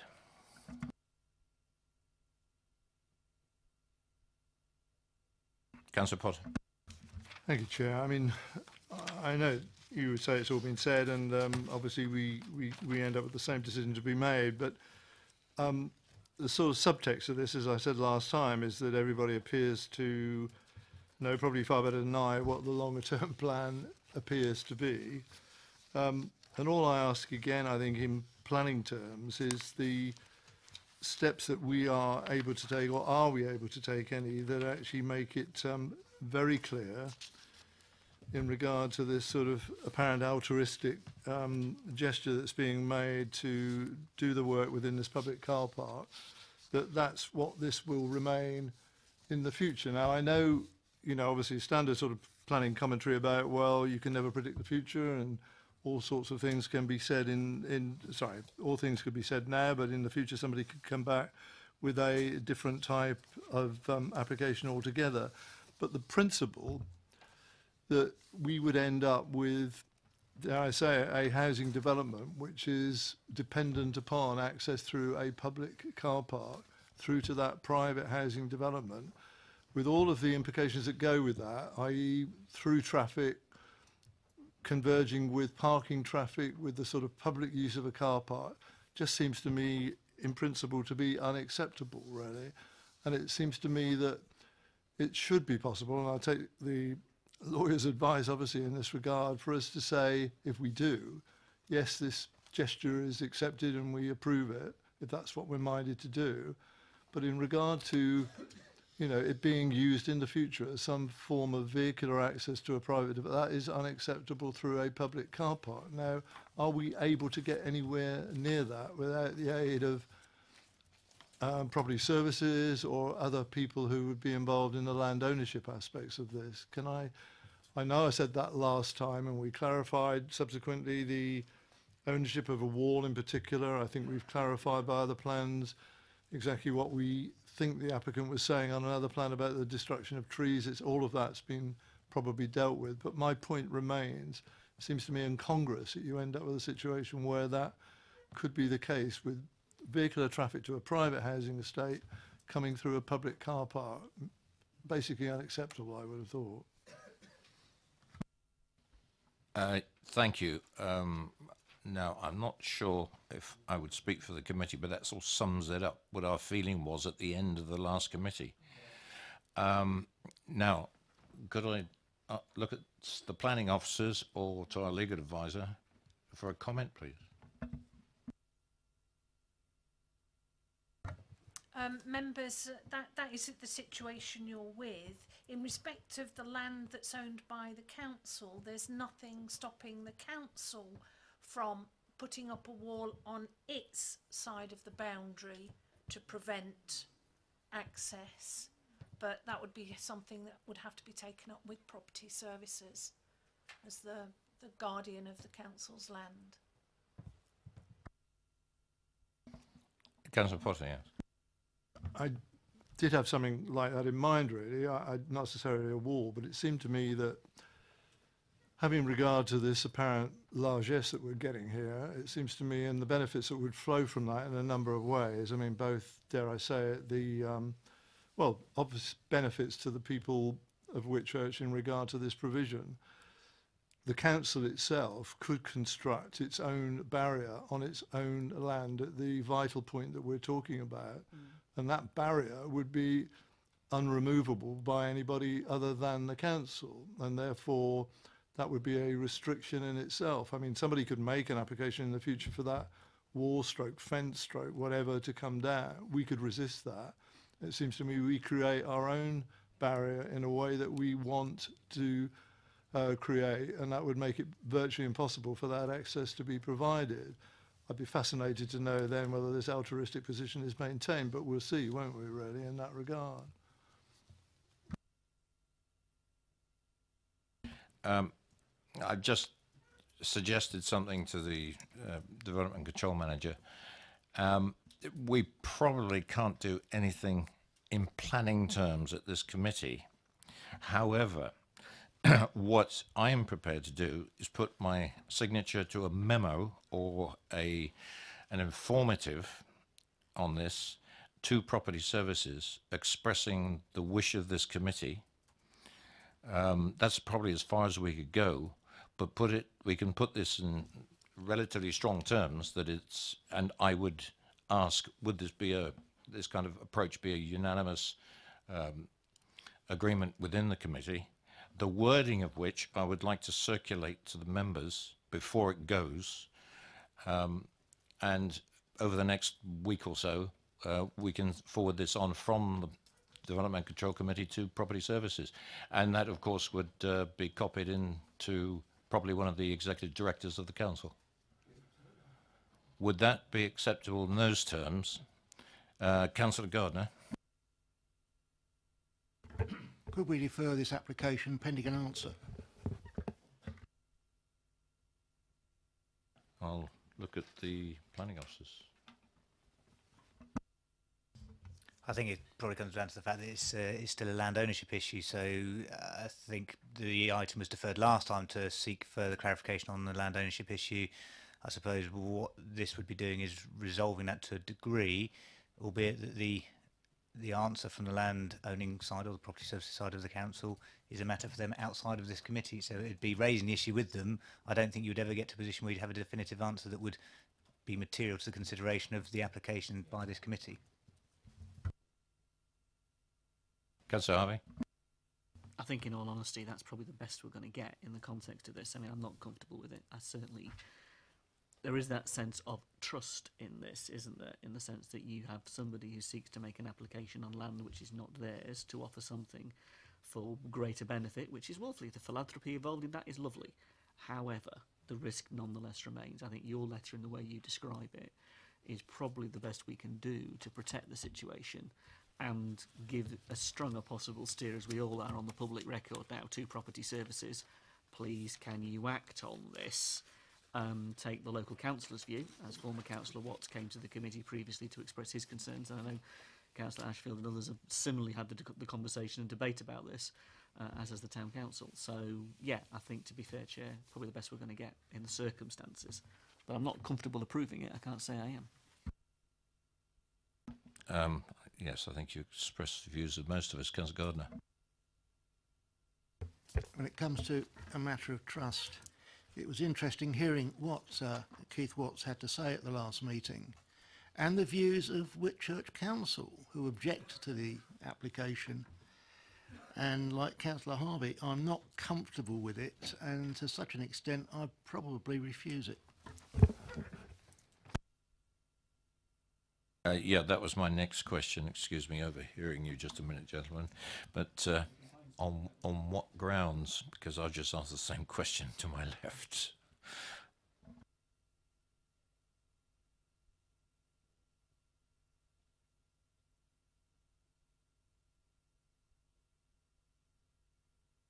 I'll just use one word, regretfully. Councillor Potter? Sorry, Chair, a bit of tautology. I mean, I think that is the fact. I mean, we had the debate. I mean, there are no planning grounds under which this could be refused. I think what we're talking about, as Councillor Harvey said, I think is the understanding, and it shouldn't be that difficult to achieve within the same local authority, that there are strong reservations about what the long-term agenda is in this regard, and that doesn't meet with the approval of this committee, nor I think the good people of Whitchurch in general terms. And therefore what we're saying to Property Services colleagues is help us on this in a way that inhibits the type of access that might be anticipated by somebody else in the future. Now, if that's beyond the wit of woman or man to do it in this council, then I despair, quite frankly.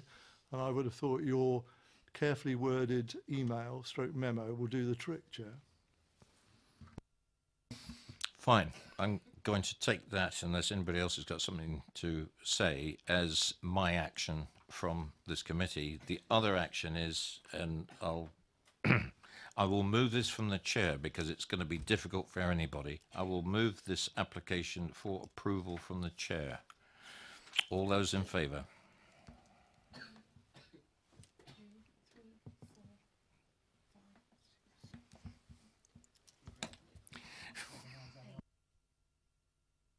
Regretfully. Officers? It's approved. Thank you. This application is approved.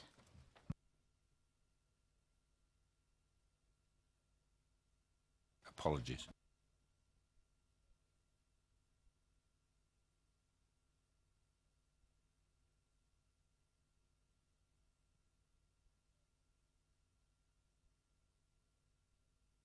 And obviously confirmation of the memo that will be sent out to Property Services from Councillor Miller, and obviously having taken into account all other councillors' comments. Thank you. Yep.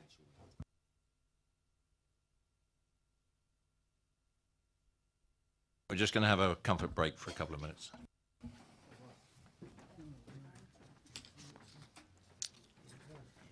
Yeah. This is the Trump. This.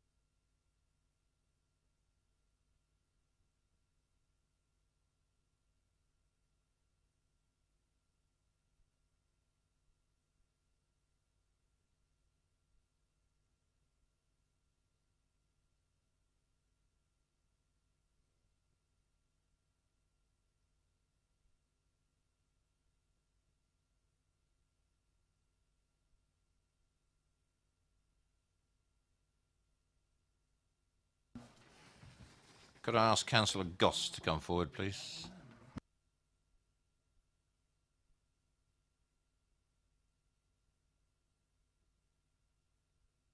Good evening, Councillor. If you'd just like to sit tight until the officer presents the application number 4.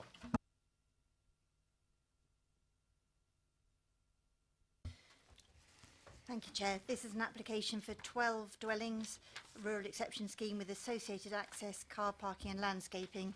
There is an update. There was a site viewing. Nothing further to add. Thank you. Oh, sorry, and I would like to reiterate that Highways Authority had initially raised an objection following further information supplied by the applicant. That objection has now been removed, subject to condition. Thank you. Thank you. Councillor Goss, you have 4 minutes. Thank you, Chairman. Members of the committee, I'm speaking on behalf of the Parish Council. We recognise the need for affordable housing for local people in our parish as long as ago 2009. We've been working hard since then with the Rural Housing Enabler and initially with Hyde Housing and now with Hastow Housing to bring that to fruition.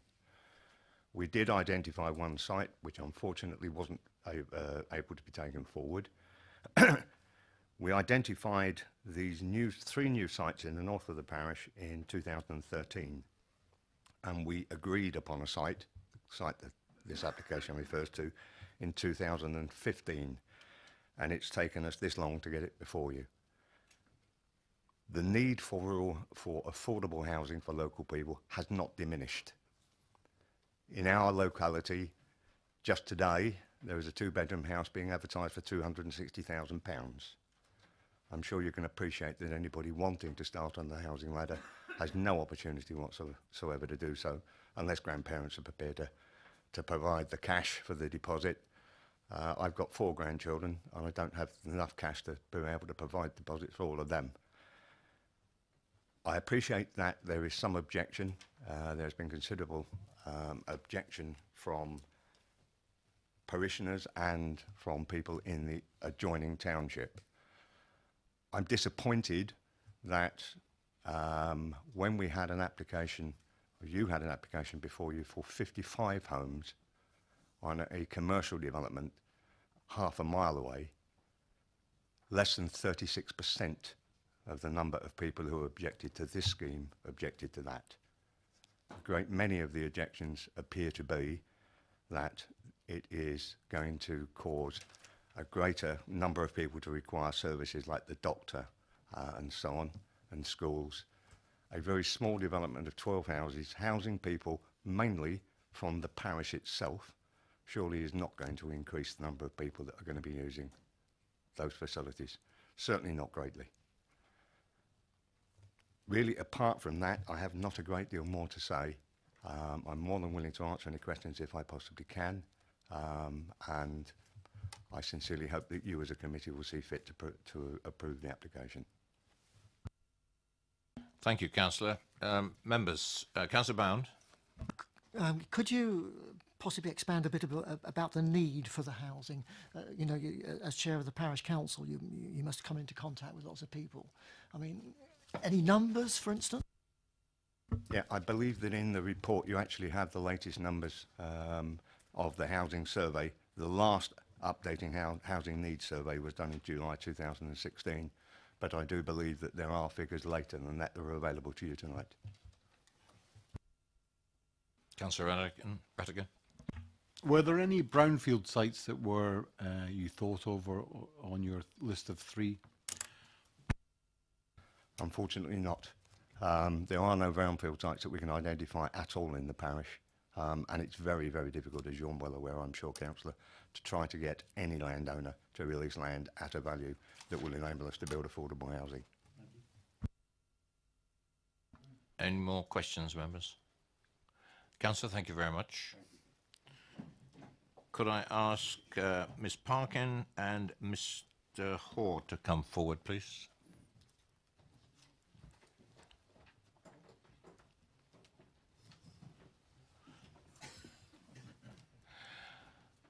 And you have 4 minutes between you, and it's that microphone button there, yes.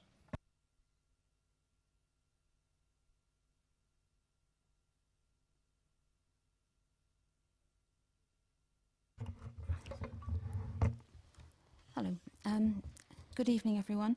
It is a requirement of long-standing government policy that land close to licensed nuclear installations such as AWE Aldermaston be managed in the interests of public safety and to take into account the impact on the off-site emergency plan. The policy is administered by the Office for Nuclear Regulation, and that body has formally objected to the proposed development. Their decision should not be overridden, as health and safety should be of paramount importance. The proposed development would add to an already densely populated zone close to AWE.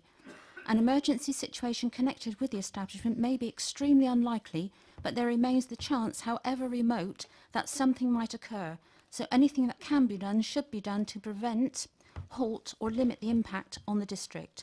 Piling people, property and traffic into the area obstructs planning for public safety. Maps produced over time illustrate the escalation of development in the vicinity of AWE, the cumulative effect of which has put increasing strains on the infrastructure.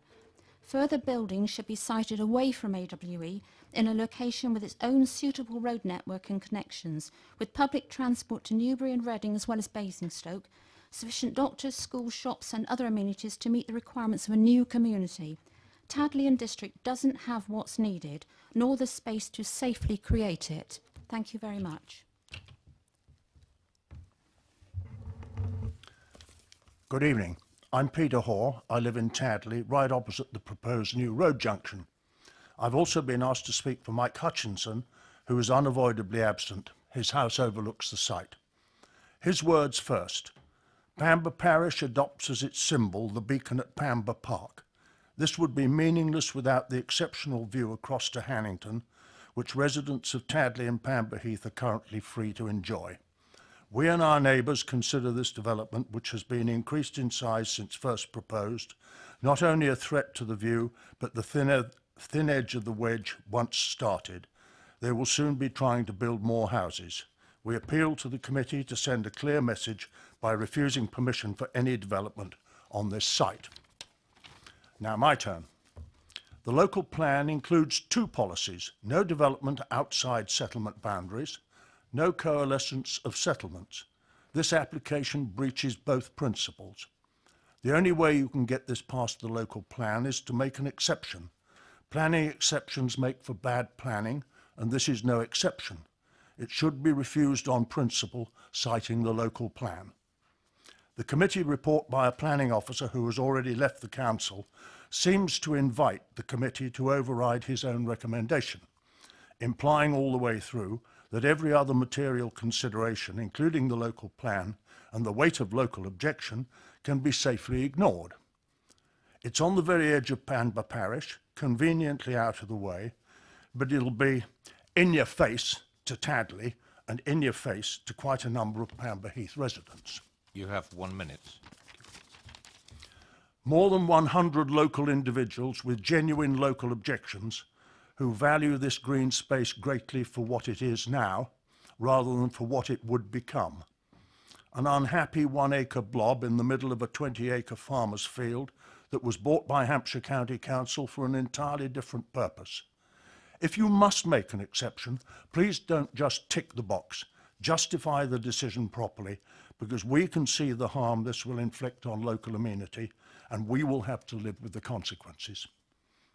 Thank you. Thank you, Mr. Hall. Members, do you have any questions for the speakers? Councillor Leeks. Mr. Hall, what was the Hampshire County Council buy it for originally, and that you were under the impression was going there years ago? Oh, sorry, thank you. You'd probably hear me without.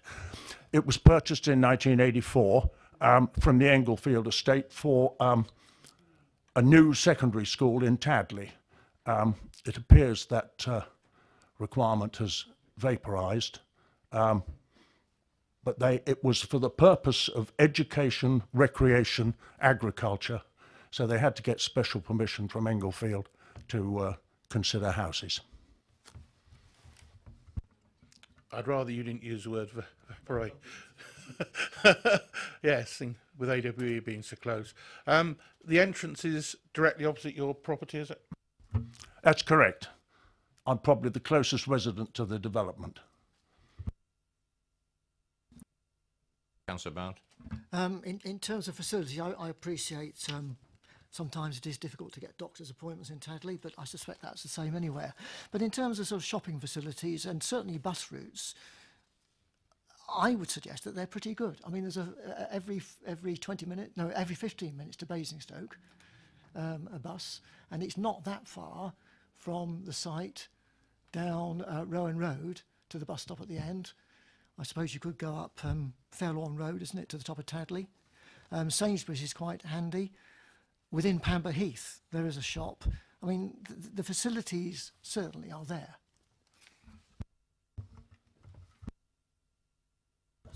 All right. Sainsbury's have limited choice. They've eliminated all their less expensive lines, and the buses only go to Basingstoke. They don't go to, there's no connection to Newbury or to Reading now.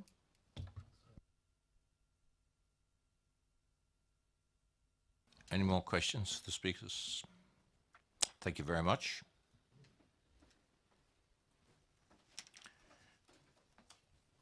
Karen Hillhouse, please, and Nat King-Smith.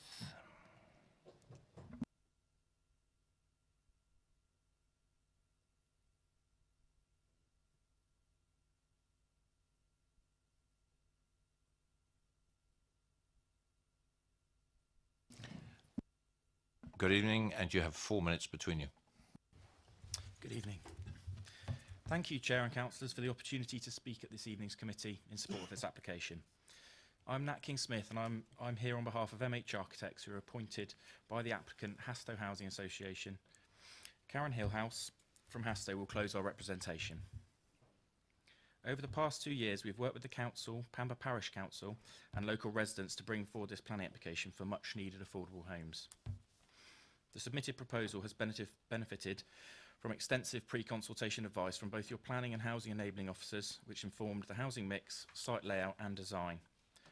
Prior to submission, we carried out public consultation and adjusted the site boundary and layout in response to neighbouring concerns. In particular, we angled the northern boundary and nearest proposed dwellings to improve the relationship to existing homes to the north of the site. Since submitting our planning application in August 2017, we have continued to make improvements to the design to address issues raised both through official consultation and through further public consultation. This feedback has led us to increase car parking numbers and vehicle and pedestrian movement areas. The shared surface that provides access to the proposed homes is compliant with national standards and entirely appropriate for the size of the development and its rural location. In response to a highways request, a second traffic count was carried out over a longer period, and further changes were made to improve the vision display to suit the speed of traffic travelling on Pamber Heath Road. The car parking has been designed to meet the County Council standards for a rural development. The location is sustainable with public transport links, and county highways have raised no objection, as you heard earlier.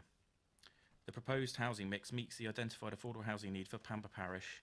This is a rural exception site, and all homes will be affordable. In addition, the homes will be built to passive house principles, which means energy demand will be minimised by adopting a fabric-first approach to sustainability. They have also been designed to meet national space standards. The biodiversity and landscaping of the site will be enhanced through a programme of work that has been proposed by the ecologist. Thank you, and I hope you see fit to support this application. I'll now hand over to Karen from Hastow Housing Association. Thank you. Action Hampshire's Housing Needs Survey, which you have in the pack, was published in November 2016. It evidenced 28 households with a local connection to the parish of Pamber, stating they have a need for affordable housing. At that time, 23 were already registered for affordable housing, either rented or shared ownership homes. Hastow Housing Association have agreed terms with Hampshire County Council to purchase the land, which is the subject of this planning application. The Englefield Estate Trust have agreed, subject to planning approval, to lift a restrictive covenant which will permit affordable housing to be built on the planning land, or the land subject to the planning. The residual farmland will retain the covenant, restricting its use to agricultural and educational uses only. We accept the requirement for Section 106 agreement. We have submitted to the planning case officer heads of terms which incorporate provision for the financial contributions. Heads of terms also include criteria to ensure that those in housing need who demonstrate a local connection to Pamber Parish, this being a rural exception site, are housed in the proposed much needed affordable homes. 7 will be for affordable rent, and 5 for shared ownership. Thank you. Oh, fine, you've got another minute if you needed it. But thank you very much. Members, questions to the applicant, Councillor Harvey? Thank you, Chair. Just looking at the proposals in front of us and the officer report, I did note the parish council's comment about £260,000 as being an incredibly expensive property for many people. I do know the government starter homes start at 250 grand. So in terms of being a housing association, in terms of what you're offering, I note the term in the report says affordable rented units. Could you tell me what you mean by affordable rented units, as it's the big question obviously a lot of people are trying to get their head around from a housing association point of view? Currently, as you know, our rents are regulated by government, that we can charge up to 80% of the market rent. More often than not, we cap at local housing allowances, but probably like you, we're all waiting for the prospectus on social rent. We have the flexibility on this site. We haven't yet bid for grant on this site because obviously we don't have a planning approval, but subject to a planning approval, then we'll be looking very closely at that prospectus. So at this moment in time, we haven't kind of set any rents because we don't yet have a planning approval. The shared ownership units, I just talk about them as well. So Hastel's model of shared ownership is to sell a percentage share, so that because we're a rural housing provider, so it's very different kind of to urban housing. So we find that our shared owners buy no more than 30% of the share of the property, and in rural locations they very rarely staircase up, and that's because actually they're local and they want to stay in the parish, and these will be restricted because we're in the designated protected area here, so the shared owners will never be able to buy more than 80% of the value of the property. We do charge a rent like other housing associations on the unsold equity, and that's comparable to others. Thank you, that's really reassuring. I appreciate that. Can I ask you, obviously in terms of Hasto, what sort of footprint do you have in this region, and what sort of housing management support will you be offering to those residents in those terms?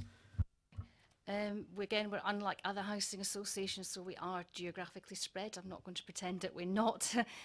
We have an office in Saffron Walden, which is near Stansted Airport, and that covers our East of England area.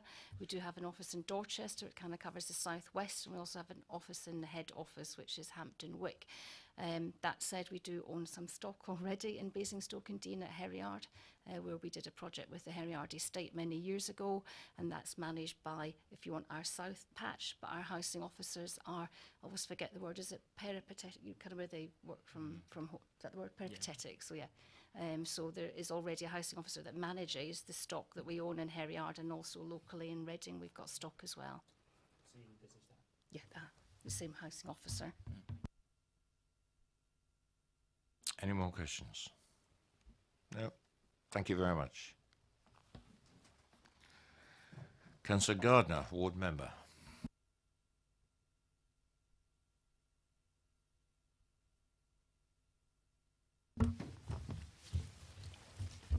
Thank you, Chairman. This project has been going on with the Parish Council for many years, and as a member of that Parish Council, it would be naive to suppose that I did anything but support it. In fact, it has the unanimous support of all of the Parish Council. Hasto, the Parish Council and Basingstoke-Dean's Housing Department have worked together to put this scheme in, and it has the support of our Housing Department. They like it, they like what it's doing. We've proved a local need. It will be a local benefit to the people that are there. There are a shortage of suitable sites throughout the parish. Hampshire County Council have provided this site, which is fantastic for us. The Parish Council was certainly active in getting the Englefield estate to release the covenant on this particular part of the field, and only on this particular part of the field. So there's a long way to go before any further development was ever going to happen on that site. So I'm perfectly happy that fears of this is the thin end of the wedge are just non-existent. Fears that the view to Hannington would be obscured from the beacon. Well, if you stand at the beacon, you get a lovely view of the Hannington mast in the far distance, and the hills, it's fantastic. What you can't see from the beacon is the application site, because it's in a dip. So the line of sight goes way over it. You can't even see the site. So I'm afraid that objection, which not a lot of people have made, just doesn't stand up. We've had objections on highways. Highways have said, OK, the latest plan is fine. But the elephant in the room is AWE.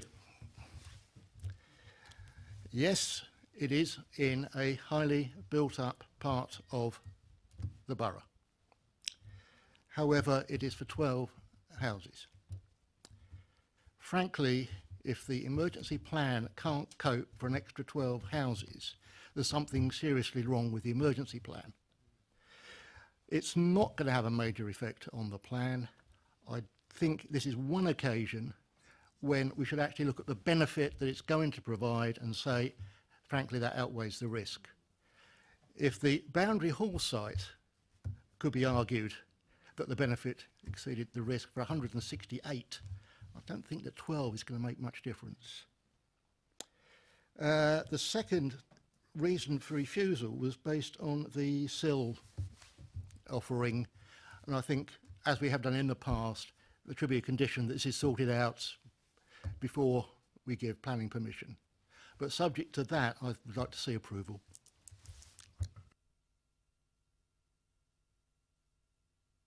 I'm just going to correct you. I think it's S106, not sill, in this particular It case. mentions sill in the paper.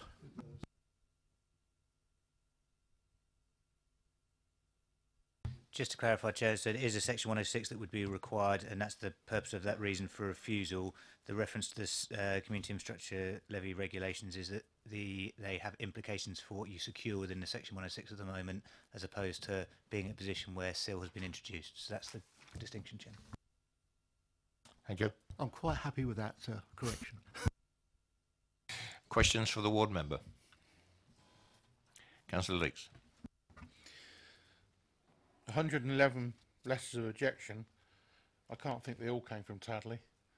And yet they did say, the applicant said that they did a public consultation. And I was wondering, had anybody at the public consultation, 111 people, complained? The majority of people at the first public consultation were in favour. There were two subsequent meetings where a lot of people did turn up and a lot of them were against it. They were against it on highways grounds, they were against it on the fact that a piece of green land would be lost, they were against it on the thin end of the wedge argument. All of the objections, I think, are adequately covered by officers in the paper.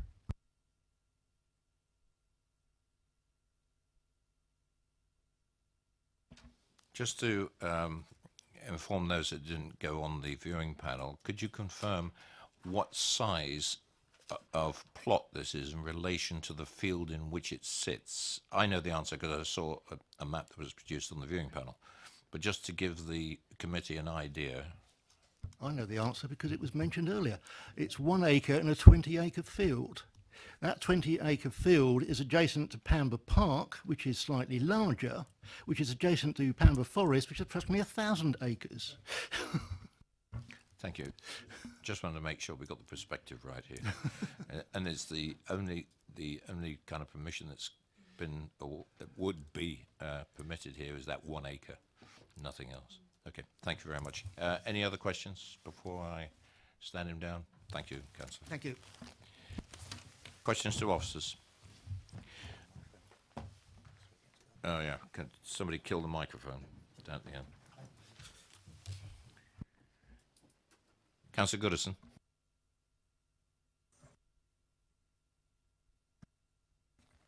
Thank you, Chair.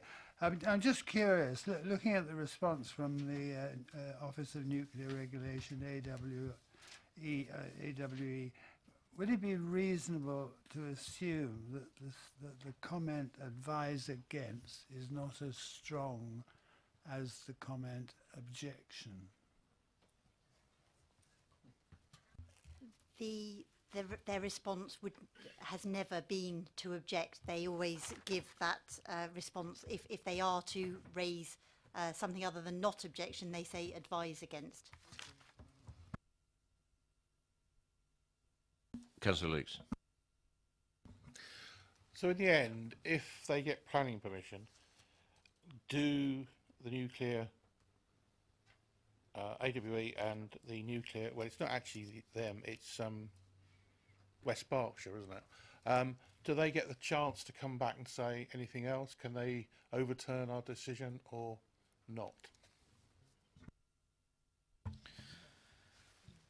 So in the scenario whereby the committee decided to approve the application, in that position, there would be a requirement for a consultation back to the ONR and the Secretary of State with regards to potential calling of the decision or not. That period would run for a period of 21 days as it has on other applications, and they would then come to a final determination on that point.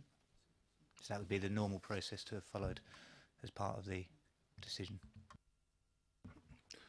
Somebody mentioned earlier that about the Boundary Hall site. Well, I'm not sure if all the councillors are here, but certainly it was rejected by the public consultation, and it went all the way up to, I believe it was the Secretary of State who overturned their decision.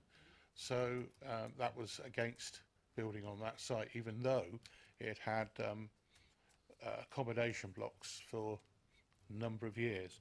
That does concern me that AWE has, or not AWE, West Berkshire, and it's the second most populated area of the, I think it's up there, isn't it, of that circle. So I have got some concern about it, as with the Wildlife Trust objective, which is on page whatever. Thank you. Councillor Bound. I think David actually asked the question I was going to ask, but as I remember it, for the Boundary Hall site, we actually passed it, and then it was called in by the emergency planners. Inspector turned it down, but was then overruled by the Secretary of State, who thought the good of the site, the accommodation, overcame the possible objections. That is considerably closer. Oh, sorry, we're in debate, aren't we? I won't say any more. Any more questions to officers? I'll go through this one. No? Then we will start debate, and I'll give you the floor, Councillor Bound.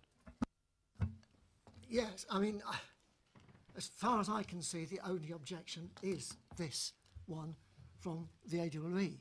But in this instance, I genuinely believe, as does Councillor Gardner, that the need, we need housing in Tadley and Pamber Heath. There aren't that many places within Tadley and surrounds where housing can go, and this has been identified as a site after, what was it, 2 or 3 years of looking around. The parish councillor came up with the well, I think it's 10. I looked in the report. There are 10 sort of applicants within the Pamber Heath area. 6 for 1-bedroom houses, 1 for 2, 1 for 3, and 2 for 4. There is a definite need, and I don't quite know what the planners expect us to do in terms of accommodating these people. It seems to me that the ONR is saying these people cannot be accommodated in Tadley. They have just got to leave. And as far as I'm concerned, Tadley is then going to die. And I'm going to listen to what the debate is. I'm not putting it forward as for approval at the moment. I want to see what the debate is, and I'd like to see what people would say in terms of us overcoming objection recommendation for reviews on number 1. But I genuinely feel that this should be passed. There is a need. It's a good site. It's got, in spite of what the objector said, it has got good, reasonable facilities in Tadley. There is an excellent bus service to Basingstoke. Agreed, you can't go to Reading any longer. I thought there was still a Newbury bus, but maybe that died as well. But certainly Basingstoke. From Basingstoke you can get to Reading, you can get to all sorts of places from Basingstoke. Sainsbury's might not have top end. I don't know quite what that means, but I shop there and I find it quite adequate. I'll leave the floor to the rest of the people here. Councillor Harvey. Thank you, Chair. You're looking at the report, looking at what we've heard presented to us. I am comfortable with the argument that these homes are needed. I am comfortable with the argument that they would make a contribution to meeting need in Tadley and Pamber. I am confident about the 100% affordable offer. I like that. I think that is something we should embrace. I did note the officer's comment that it doesn't meet the market homes down CN3. For me, that's to put one side. I think the 100% offer should be embraced. I like what I heard from the Housing Association in terms of their approach. I think as a rural housing provider in Basingstoke and Deane, these are exactly the things we want to see brought forward in the way it's being brought forward, and it ticks an awful lot of boxes. Yes, the AWE issue is there. However, 12 units in this context, with the need established, with the proposals for management delivered by a housing association in a community, I think should give us confidence. And if there are objections to be made, and if the consultation process is fulfilled, then they will have the chance to have their say. For me, as a member of this committee, with what's in front of us, I wholeheartedly support this application and would move it for approval.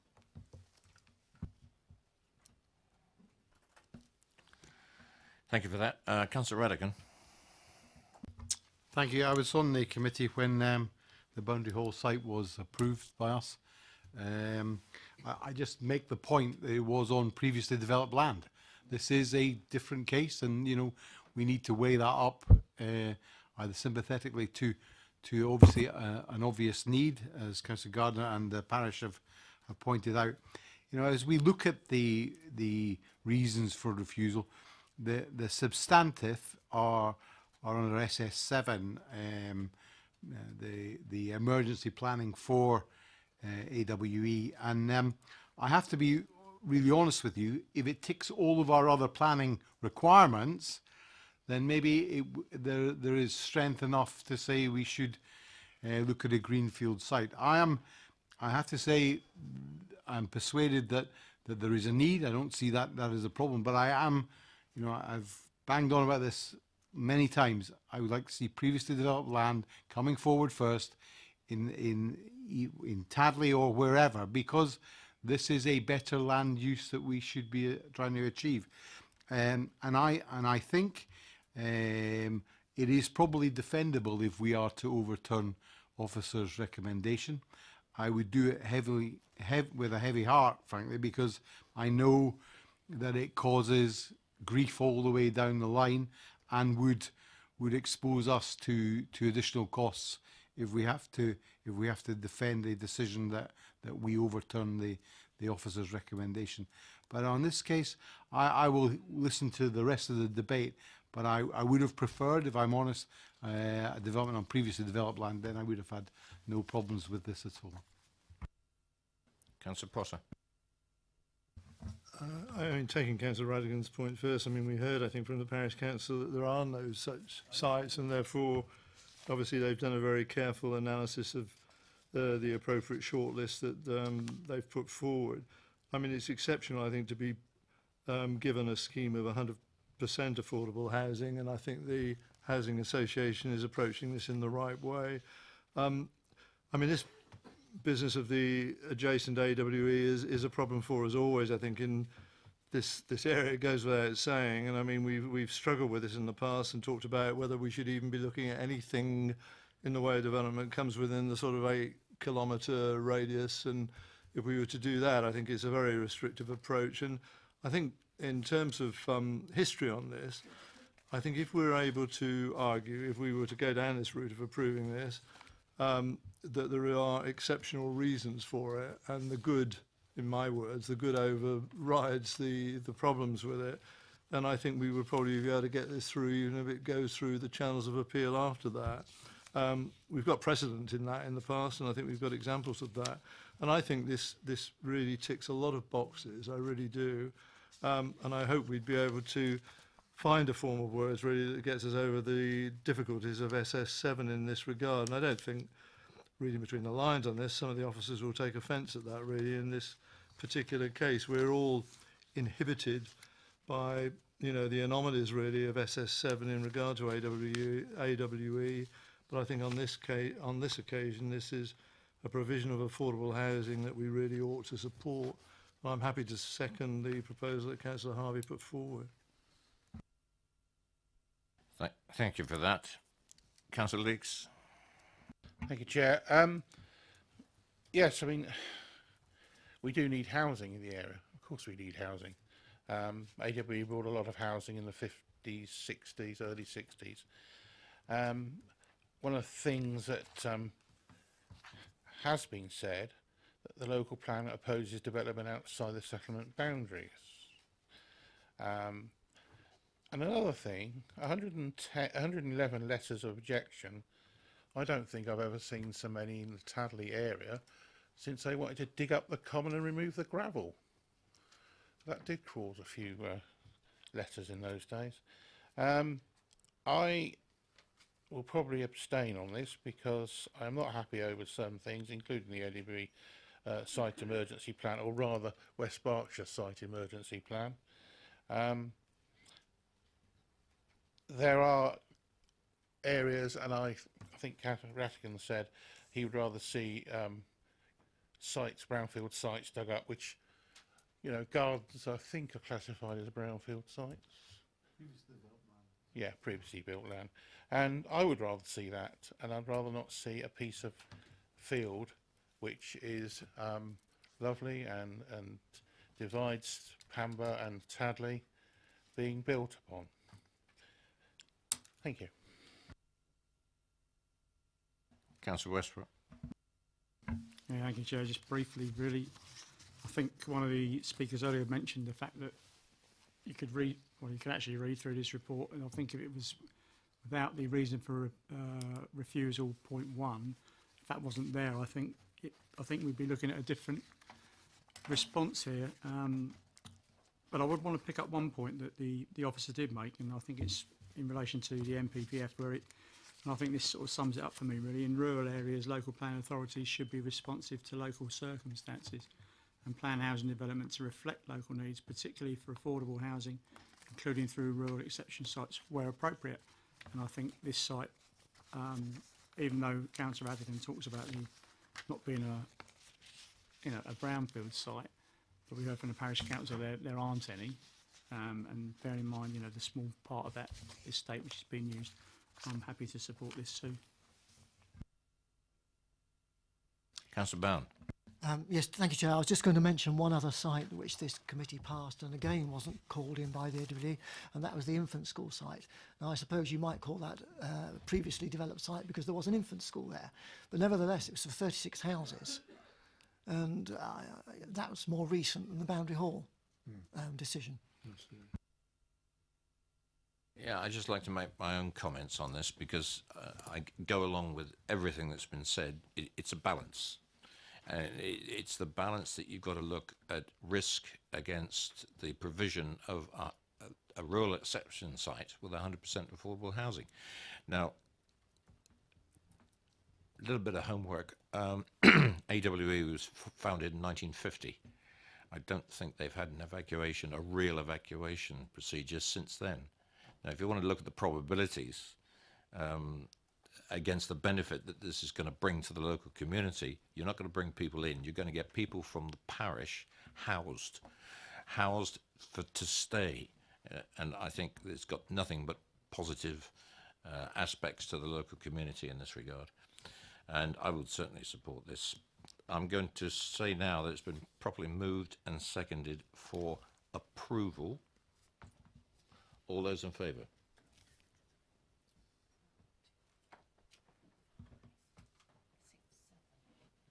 All those against? Abstentions? 2. Thank you. Yes, absolutely. Chair, I think it's just very important to consider the, appreciate the decision, but in terms of the reasons for approval, because clearly my understanding of what's been discussed is that the benefits is not that the committee sought to, if you like, disagree with the consultation response, because it can't effectively disagree with the consultation response provided by the ONR. It's simply saying that in this specific case, taking into account that it would be a rural affordable housing scheme where there would be 100% affordable housing secured, taking that into account, and the absence of alternative sites, and the need to support the wider sustainability of the community in its totality, those specific circumstances in this specific case are the basis of which the departure from the local plan is therefore made. So it needs to be really clear that this is a departure from the local plan policy in terms of SS7, but that other material benefits, when you look at the plan as a whole, have been identified, including those other policies such as policy CN2 regarding affordable housing, etc.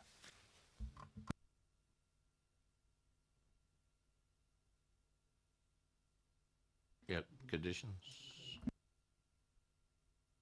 Yeah, so just to confirm, there would actually also have to be the completion of a suitable legal agreement, which is set out as the reasons for refusal.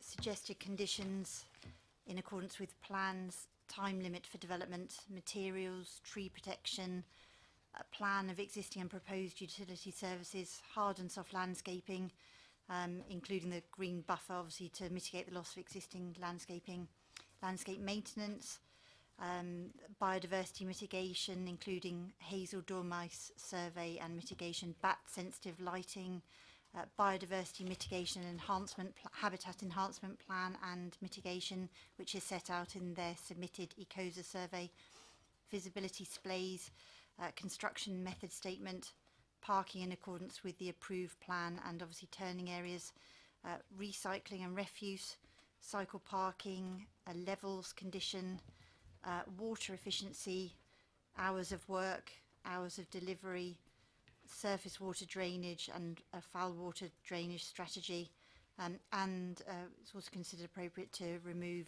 PD rights, Part A to G and Part 2 Class A.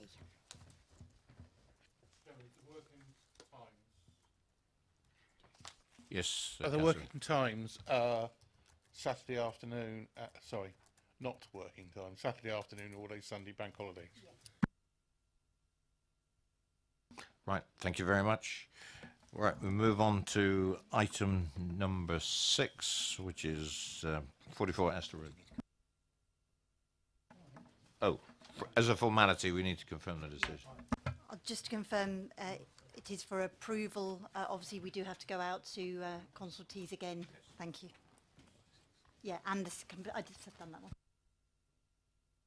Thank you.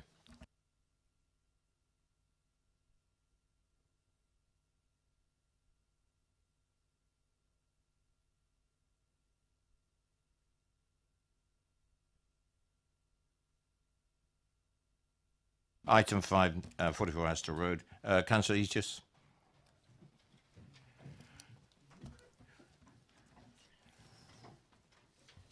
If you'd just like to hang on while we introduce the application, Lucy. Thank you. This is an application for the erection of a 2-storey side and rear extensions and first floor rear extension at 44 Astor Road. There is an update. There was a viewing panel where visitors were met on site and looked at the relationship between neighbouring properties. It's recommended for approval. Thank you. Councillor Aegis, you have 4 minutes. I understand you might have a statement to be read out? Yes, thank you, Chair. One of the main objectors who had put themselves down to speak have unfortunately had a long-standing commitment, meaning they can't be here. So they have put something in writing that they have asked that I could read out on their behalf. And then I was just going to say a few things as a councillor after that, if that's okay. So it might be within the 4 minutes, but I might just go over. If you are reading a statement on behalf of somebody else within the ward, you can read that. At this end of that, I will allow your councillor time to start from that point. Thank you, Chair. So this is from one of the main objectors from 9 Lavender Road, Mr. and Mrs. Valili. They've said, unfortunately, we're unable to be present at the meeting tonight due to a long-standing commitment that we couldn't get out of. So we have asked if this letter can be read out in our absence. We have lived in our house in Lavender Road for very many years. Just to be clear, Lavender Road is behind Astor Road, so their property looks onto this property, and already have reduced visibility from our rear windows as the property to the right of us is set forward from ours, cutting off views on that side. Over time, we have also found our outlook from the rear of our property has been reduced. In 2000, the applicant at 44 Astor Road was granted permission for a single-storey extension, which we knew was on health grounds, and we accepted this was necessary, particularly as the reasons for this were well communicated at the time. Since then, another extension at a different house has also been put up, which further restricts our outlook from the rear-facing patio and kitchen windows, so yet again our outlook has been reduced. Now, for the third time, we find ourselves faced with an application for a particularly large two-storey side and rear extension that will put the sidewall of the proposed property just behind our rear fence and only 50 feet from our rear windows. If this goes ahead, it will mean that any outlook from both the kitchen window and patio window will be totally obscured with the brick wall of the side elevation of the house. This, together with the increased height due to the ground variance, will mean we have very little left to see when we look out. Imagine, if you can, looking out of the windows to see just a solid wall. In addition, as the sun sets in the west, the increased size of the house would block any sunshine in the early evening, so sunny evenings sat out on the patio will disappear for us and will make the house interior darker. We hope that the committee can take a few minutes to consider what this will be like for us, particularly as we are retired / semi-retired and spend 90% of our time in the house and gardening, with gardening being a particular interest. On that note, I would like to add how badly this extension will affect our enjoyment of working and sitting out in our garden. We have been working to make a separate area of the top of the garden with seating and archways. We explained to the planner when he visited this area will now be totally overpowered by the proposed extension. We have spent some time looking at other properties in our area, including looking at satellite imagery, and have not found any others that have such a large extension built directly within the main outlook of a neighbouring property. So this feels, together with the size proposed, very out of character within our area. We believe a fact-finding site was made yesterday, but feel you should be fully conversant of all of the facts to be able to make an informed decision and see our back garden as our house is at the back of the site. Thank you. And you now have 4 minutes, Councillor. Thank you, Chair. So I think is clear from the objectors, or the one objector's statement, the real issue of this is that the increased size of this property, if the extension was to be built, will not be visible from the street. So that's not the issue. It's the back garden that is surrounded by lots of other back gardens and would restrict the views of those residents behind Astor Road, which is then Lavender Road. One objector, the lady that I have read the letter from, has lived in the house since it was built, and although there's been some issues, she does have a number of sky views, and it does seem that the extension would block that, leading to loss of sunlight and overshadowing. Other neighbours of hers have also written in objections, although it does seem number 9 would be most severely affected. The property would become hemmed in, it would be visually intrusive, and it does seem that it would be somewhat out of character. There's then the issue of privacy for number 9 Lavender Road. I'm not entirely sure, but from looking at the plans with number 9, the kitchen window and door of this new extension may face into 9 Lavender Road, which could be a problem. So really looking at all of that and speaking to the other residents, I can't accept that the proposed development would be of an appropriate design that's sympathetic to the surrounding area, because I just think it would be far too overpowering, and it doesn't respect the amenities of the adjacent occupiers. As I say, from the front it will probably be absolutely fine, but from the back it's going to be an issue in my view. I know that the report says that there should be adequate parking, but looking at it, I think trying to squeeze 4 cars on the drive may just about be possible, but it is going to be a real squeeze, so parking is likely to become an issue as well. So I think that's all I have to say. Locally, there has been some questions to me about the reason for the extension, which isn't my business, anybody else's business, and it's up to the homeowner if that's what they want to do, and I've explained that. But I have been asked that because there is lots of talk about why it needs to be bigger, given the current amount of occupiers in the house, which is minimal, there needs to be an understanding, and whether there could be something like an informative to make clear that if there was any intention in the future to use this property as more than just a residential property for one family, that it's understood there would need to be a change of use for anything like, or a licence rate HMO, or a change of use for anything like B&B, etc. Thank you very much. Any questions to the Ward Councillor? Councillor Byrne.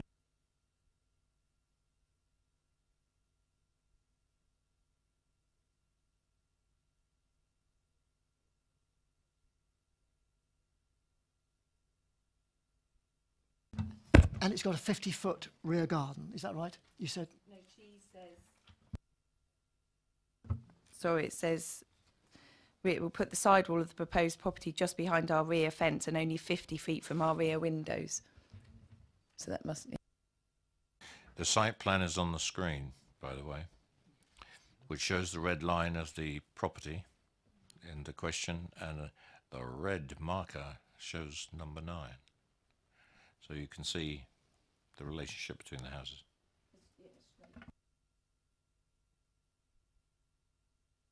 Any other questions for the Ward Councillor? Thank you, Councillor Aegis. There are no other speakers, so questions to officers, please. We did visit the site. Councillor Gardner. When we visited the site, it was clear that there was screening between number 9 and the proposed extension. How high was that existing screening in relation to the proposed extension?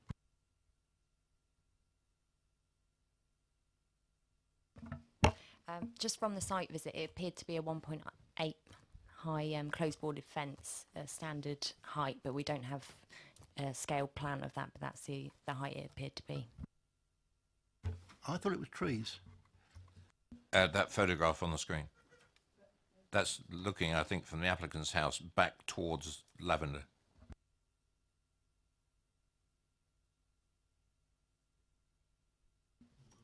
Okay, because I had the same impression as you, Councillor. Any other questions to officers, please? Councillor Potter. Sorry, Chair, I know I didn't come on the site visit. I mean, in terms of the sort of plans that are provided to us and elevations that have been drawn, I mean, I don't think they do the applicant any favour, really, but in terms of the finish, I mean, because obviously the officer's commentary on point 1 is that it be of an appropriate design, relating to the surrounding area in a sympathetic manner as such. Is it all brick? I mean, is it going to be traditional brick finish, you know, compatible with what's there at the present time and all the other dwellings around? I mean, if you look at this, it looks like it's some black boarding or something. Goodness knows why they choose that as a finish on the elevations. But anyway, sorry, please. Yeah, so they're proposing to remove existing hanging tiles and replace with brickwork. And so it would alter the property frontage, but there are existing examples in the vicinity of the site, so not all properties have tile hanging, although this photo shows it on a bit further along there are examples of brick as well. So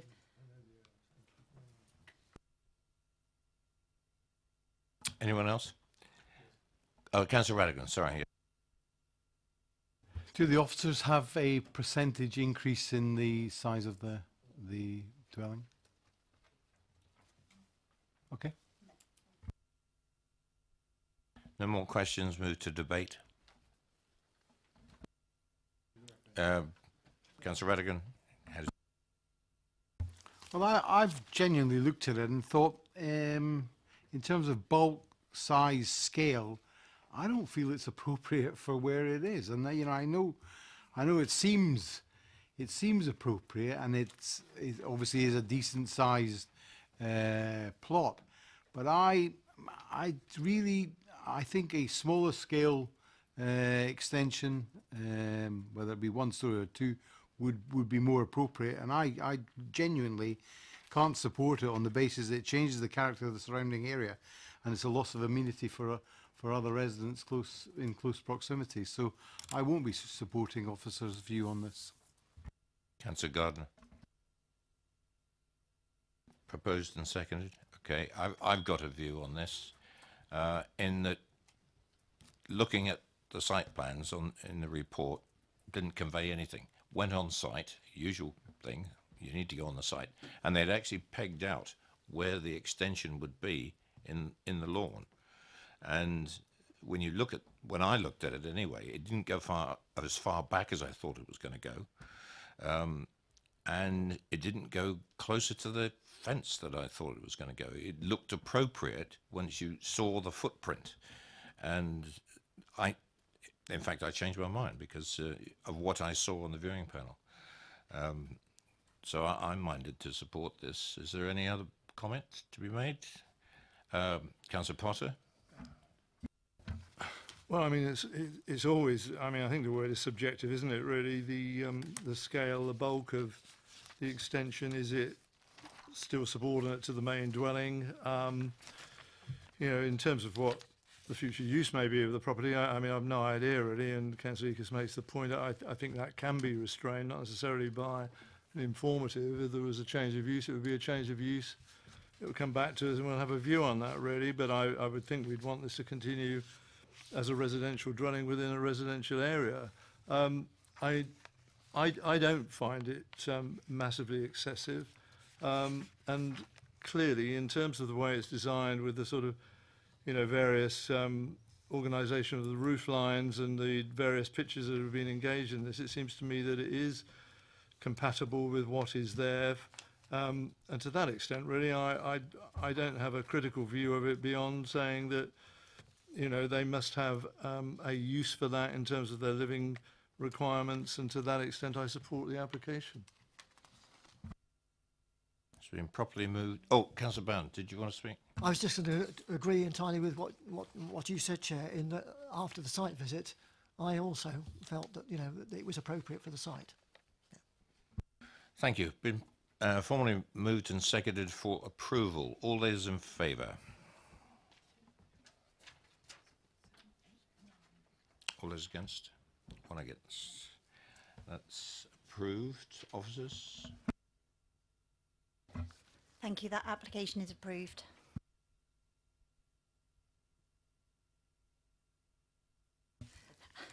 Sorry. And the recommendation is as set out previously, with the conditions and informatives set out.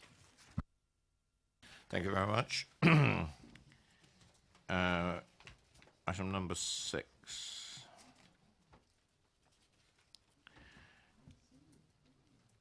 And I have no speakers, I don't believe. Hang on. Yes, I have Mr. Whitehead, please. Of course I recognised you, sir.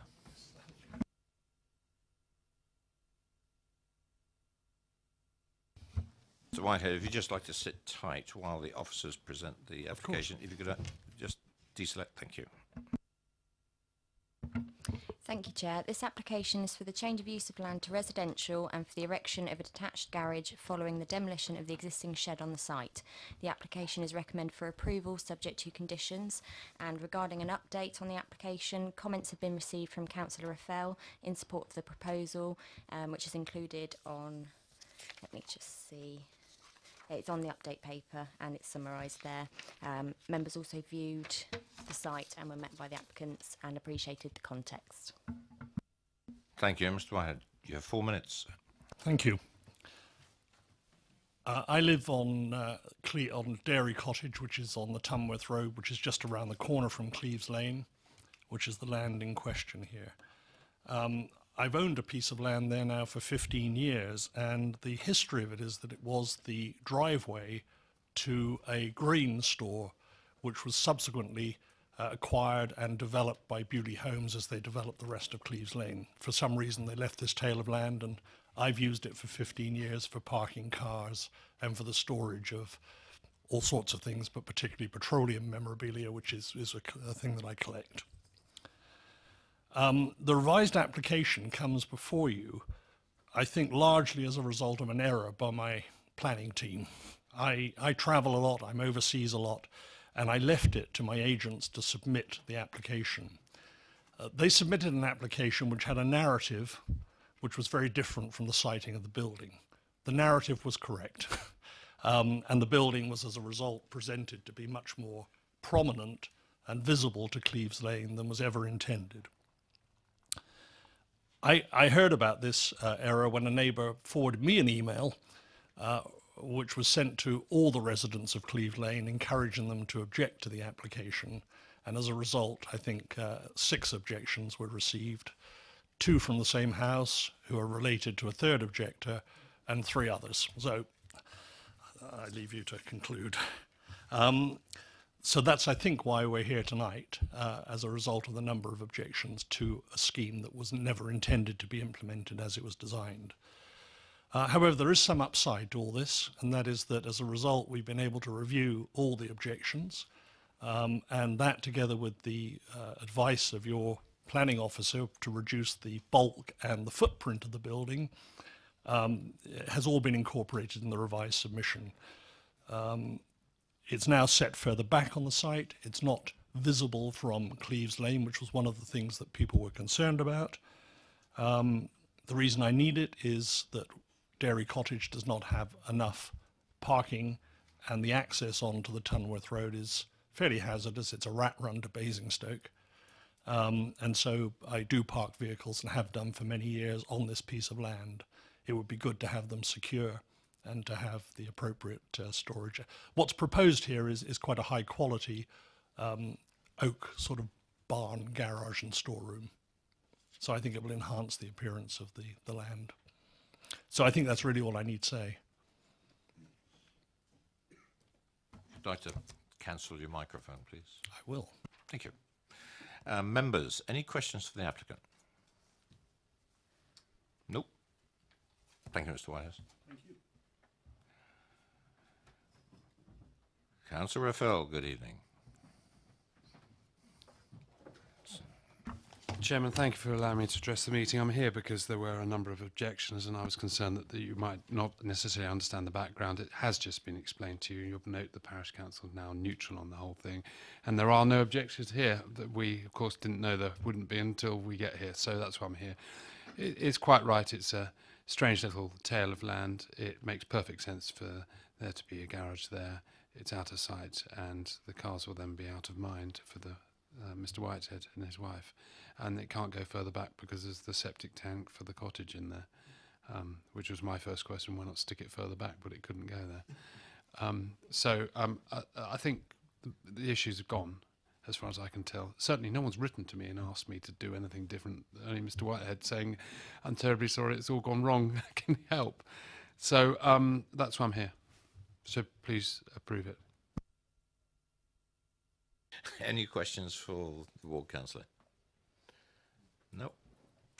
Questions to officers? Now, in debate, I'm going to kick off because, again, echoing Councillor Bamman's comment on the last application, as soon as we got there, everything comes into reality. You know, we saw what this thing on the map said. Well, it's a concrete driveway. And the natural thing you have at the end of a concrete driveway is a garage. And it doesn't have one, it has a shed that's coming down. And once more, it's an oak type of garage. I happen to have one in the middle of Chinham, and it just merges into the natural landscape of trees and everything else. So I would certainly support this, Councillor Leeks. I wasn't sure if you're proposing it, but I'm happy to propose it. Or if you're proposing it, I'm happy to second it. No, I'd rather you propose it. Councillor McCormack will second it. So there's nothing else in the way of debate. All those, it's been proposed for approval. All those in favour? Yep. Okay, that's approved. Officers? Thank you, Chair. Just to confirm that the application has been approved, subject to the conditions set out in the report. There you go, Mr. Whitehead.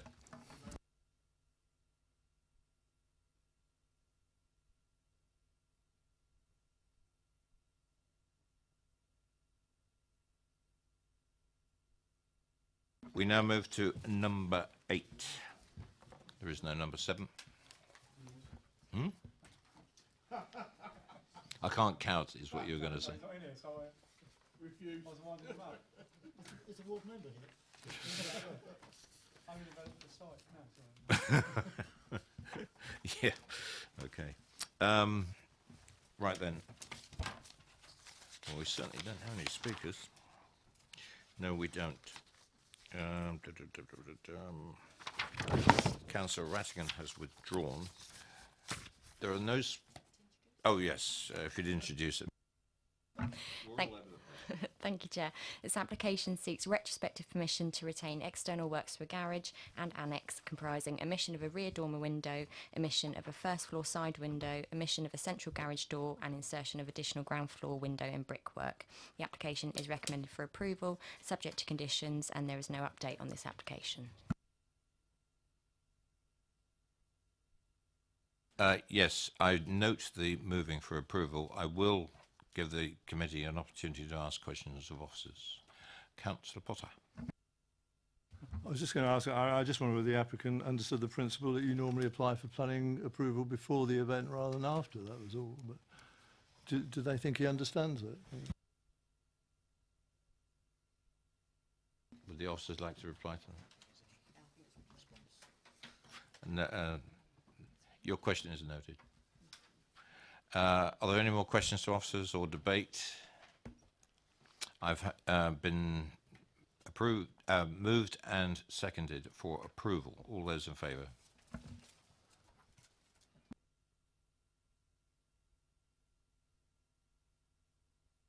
Any against? Abstain?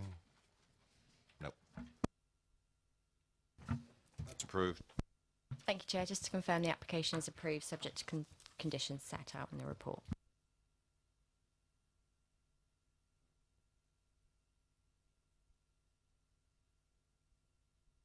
Move to number 9.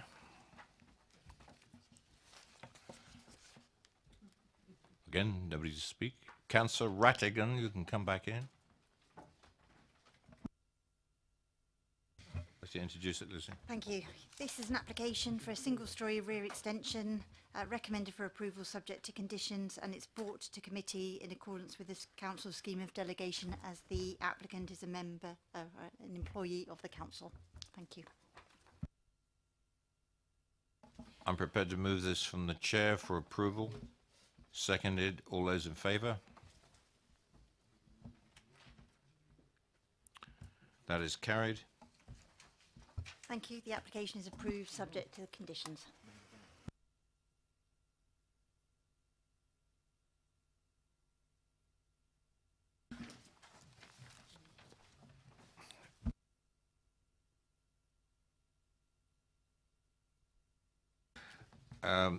Now we move on to number 10, which is a tree preservation order, and no speakers. So would the officer like to present the application?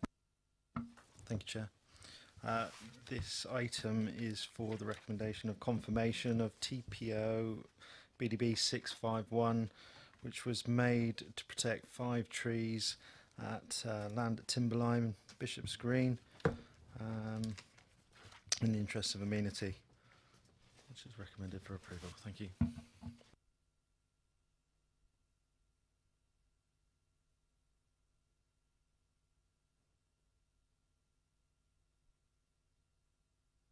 Important admin with the manager. Right, are there any questions to the officer? Those of us that went on site, I think we saw what we saw. Is there any debate on this at all? Councillor Bound? I would move approval, Chair. I mean, on the site, these trees were beautiful trees as far as I could see, and they were sufficiently far away from the house that I can't see any problem with it at all. So I'd move approval. Councillor Westbrook? Just briefly, Chair, I think it's important to note that the officer in his report has put that there is still an estimated remaining life expectancy in excess of 40 years for those oak trees, which I think is very important. Yes, and I think that's good guidance for the committee when we see these kind of preservation orders come in. Once again, going to the site, it just said everything. You know, looking at the report, And I'm quite happy to second that from the chair. All those in favour? That is approved. Do you have anything more to say, Lloyd? No, thank you for your decision. I believe that was the right decision. Right, now don't go away because we have a very quick briefing update from Mike. It's applicable to all the committee. Thank you, Chair. It's just in relation to the paper at the end of the agenda, which is a legislative update regarding permissions in principle. As set out in the report, this is effectively a new means of obtaining planning permission. Permissions in principle already exist in the sense that councils could have decided to move sites from Part 1 of the Bramford Register to Part 2. That's already in force. The difference as of the 1st of June is that applicants will be able to apply for permission in principle. It effectively is still a two-stage process for approval, though. It follows a similar route to a planning application, if you think of it in terms of an outline and reserved matters, except the permission in principle stage, the first stage, you're only considering relatively limited information relating to the scale and location of the development. There's a 5-week determination period, so the key elements, I suppose, are in paragraph 3.6. There's a 5-week determination period. There's an application fee payable, similar to current applications. Publication requirements are similar to planning applications, although they're 14 days, not 21. So you can see it's a slim version of the planning application process. Still requires consideration against the development plan and any other material considerations. It has to be housing-led. There's some debate because there's no guidance out at this moment in time as to what the permissions in principle will be related to, but it does have to be housing-led. We understand that to mean clearly the vast majority to be housing, so it can't cover commercial only development. It cannot be habitats development or EIA or major development, so this only relates at this moment, when it comes in on 1st of June, to 9 dwellings or less. There would be a right of appeal for refusal on undetermination. If permission in principle is granted, you then still require technical details consent stage. That technical details consent stage is the point at which conditions and obligations would be required. So in effect, if you think of it, the minute at the outline stage, you consider conditions and obligations. Effectively, this is pushing it back to the more detailed consideration at the technical details consent stage. We will be covering this as a topic in the mandatory DC committee training on the 2 dates being the 14th and the 23rd, so we'll cover that in a bit more depth, but I thought it'd be useful to bring this to members' attention.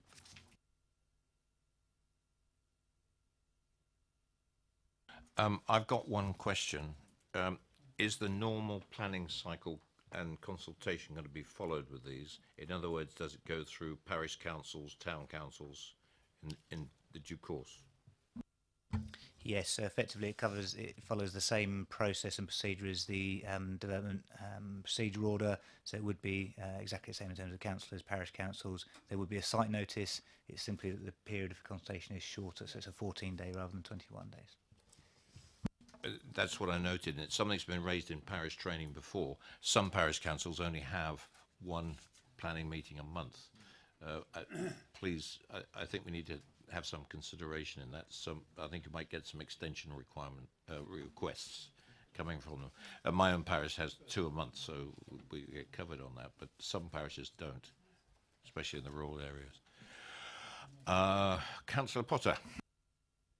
Just checking my own understanding, I mean, the up to 9 dwellings is chosen for significant reasons, presumably, isn't it, in terms of the affordable housing provision?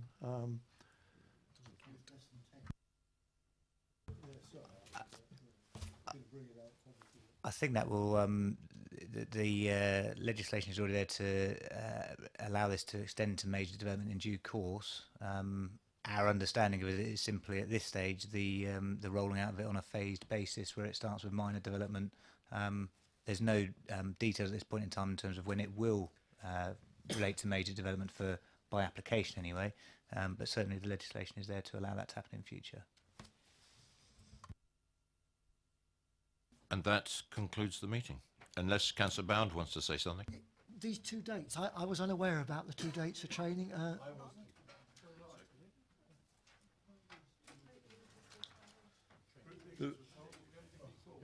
Well, there's a group leaders. There's an email on them as well. There was an email on it. Yeah. Well, I haven't seen an email. No, I haven't seen it. Could you resend it, please? I remember. At least I think of it. Where would I have picked that up from? Because I know I've put the 14th in my diary. Is that Monday the 14th, isn't it? Now I will formally close the meeting. Thank you very much, councillors, for this evening.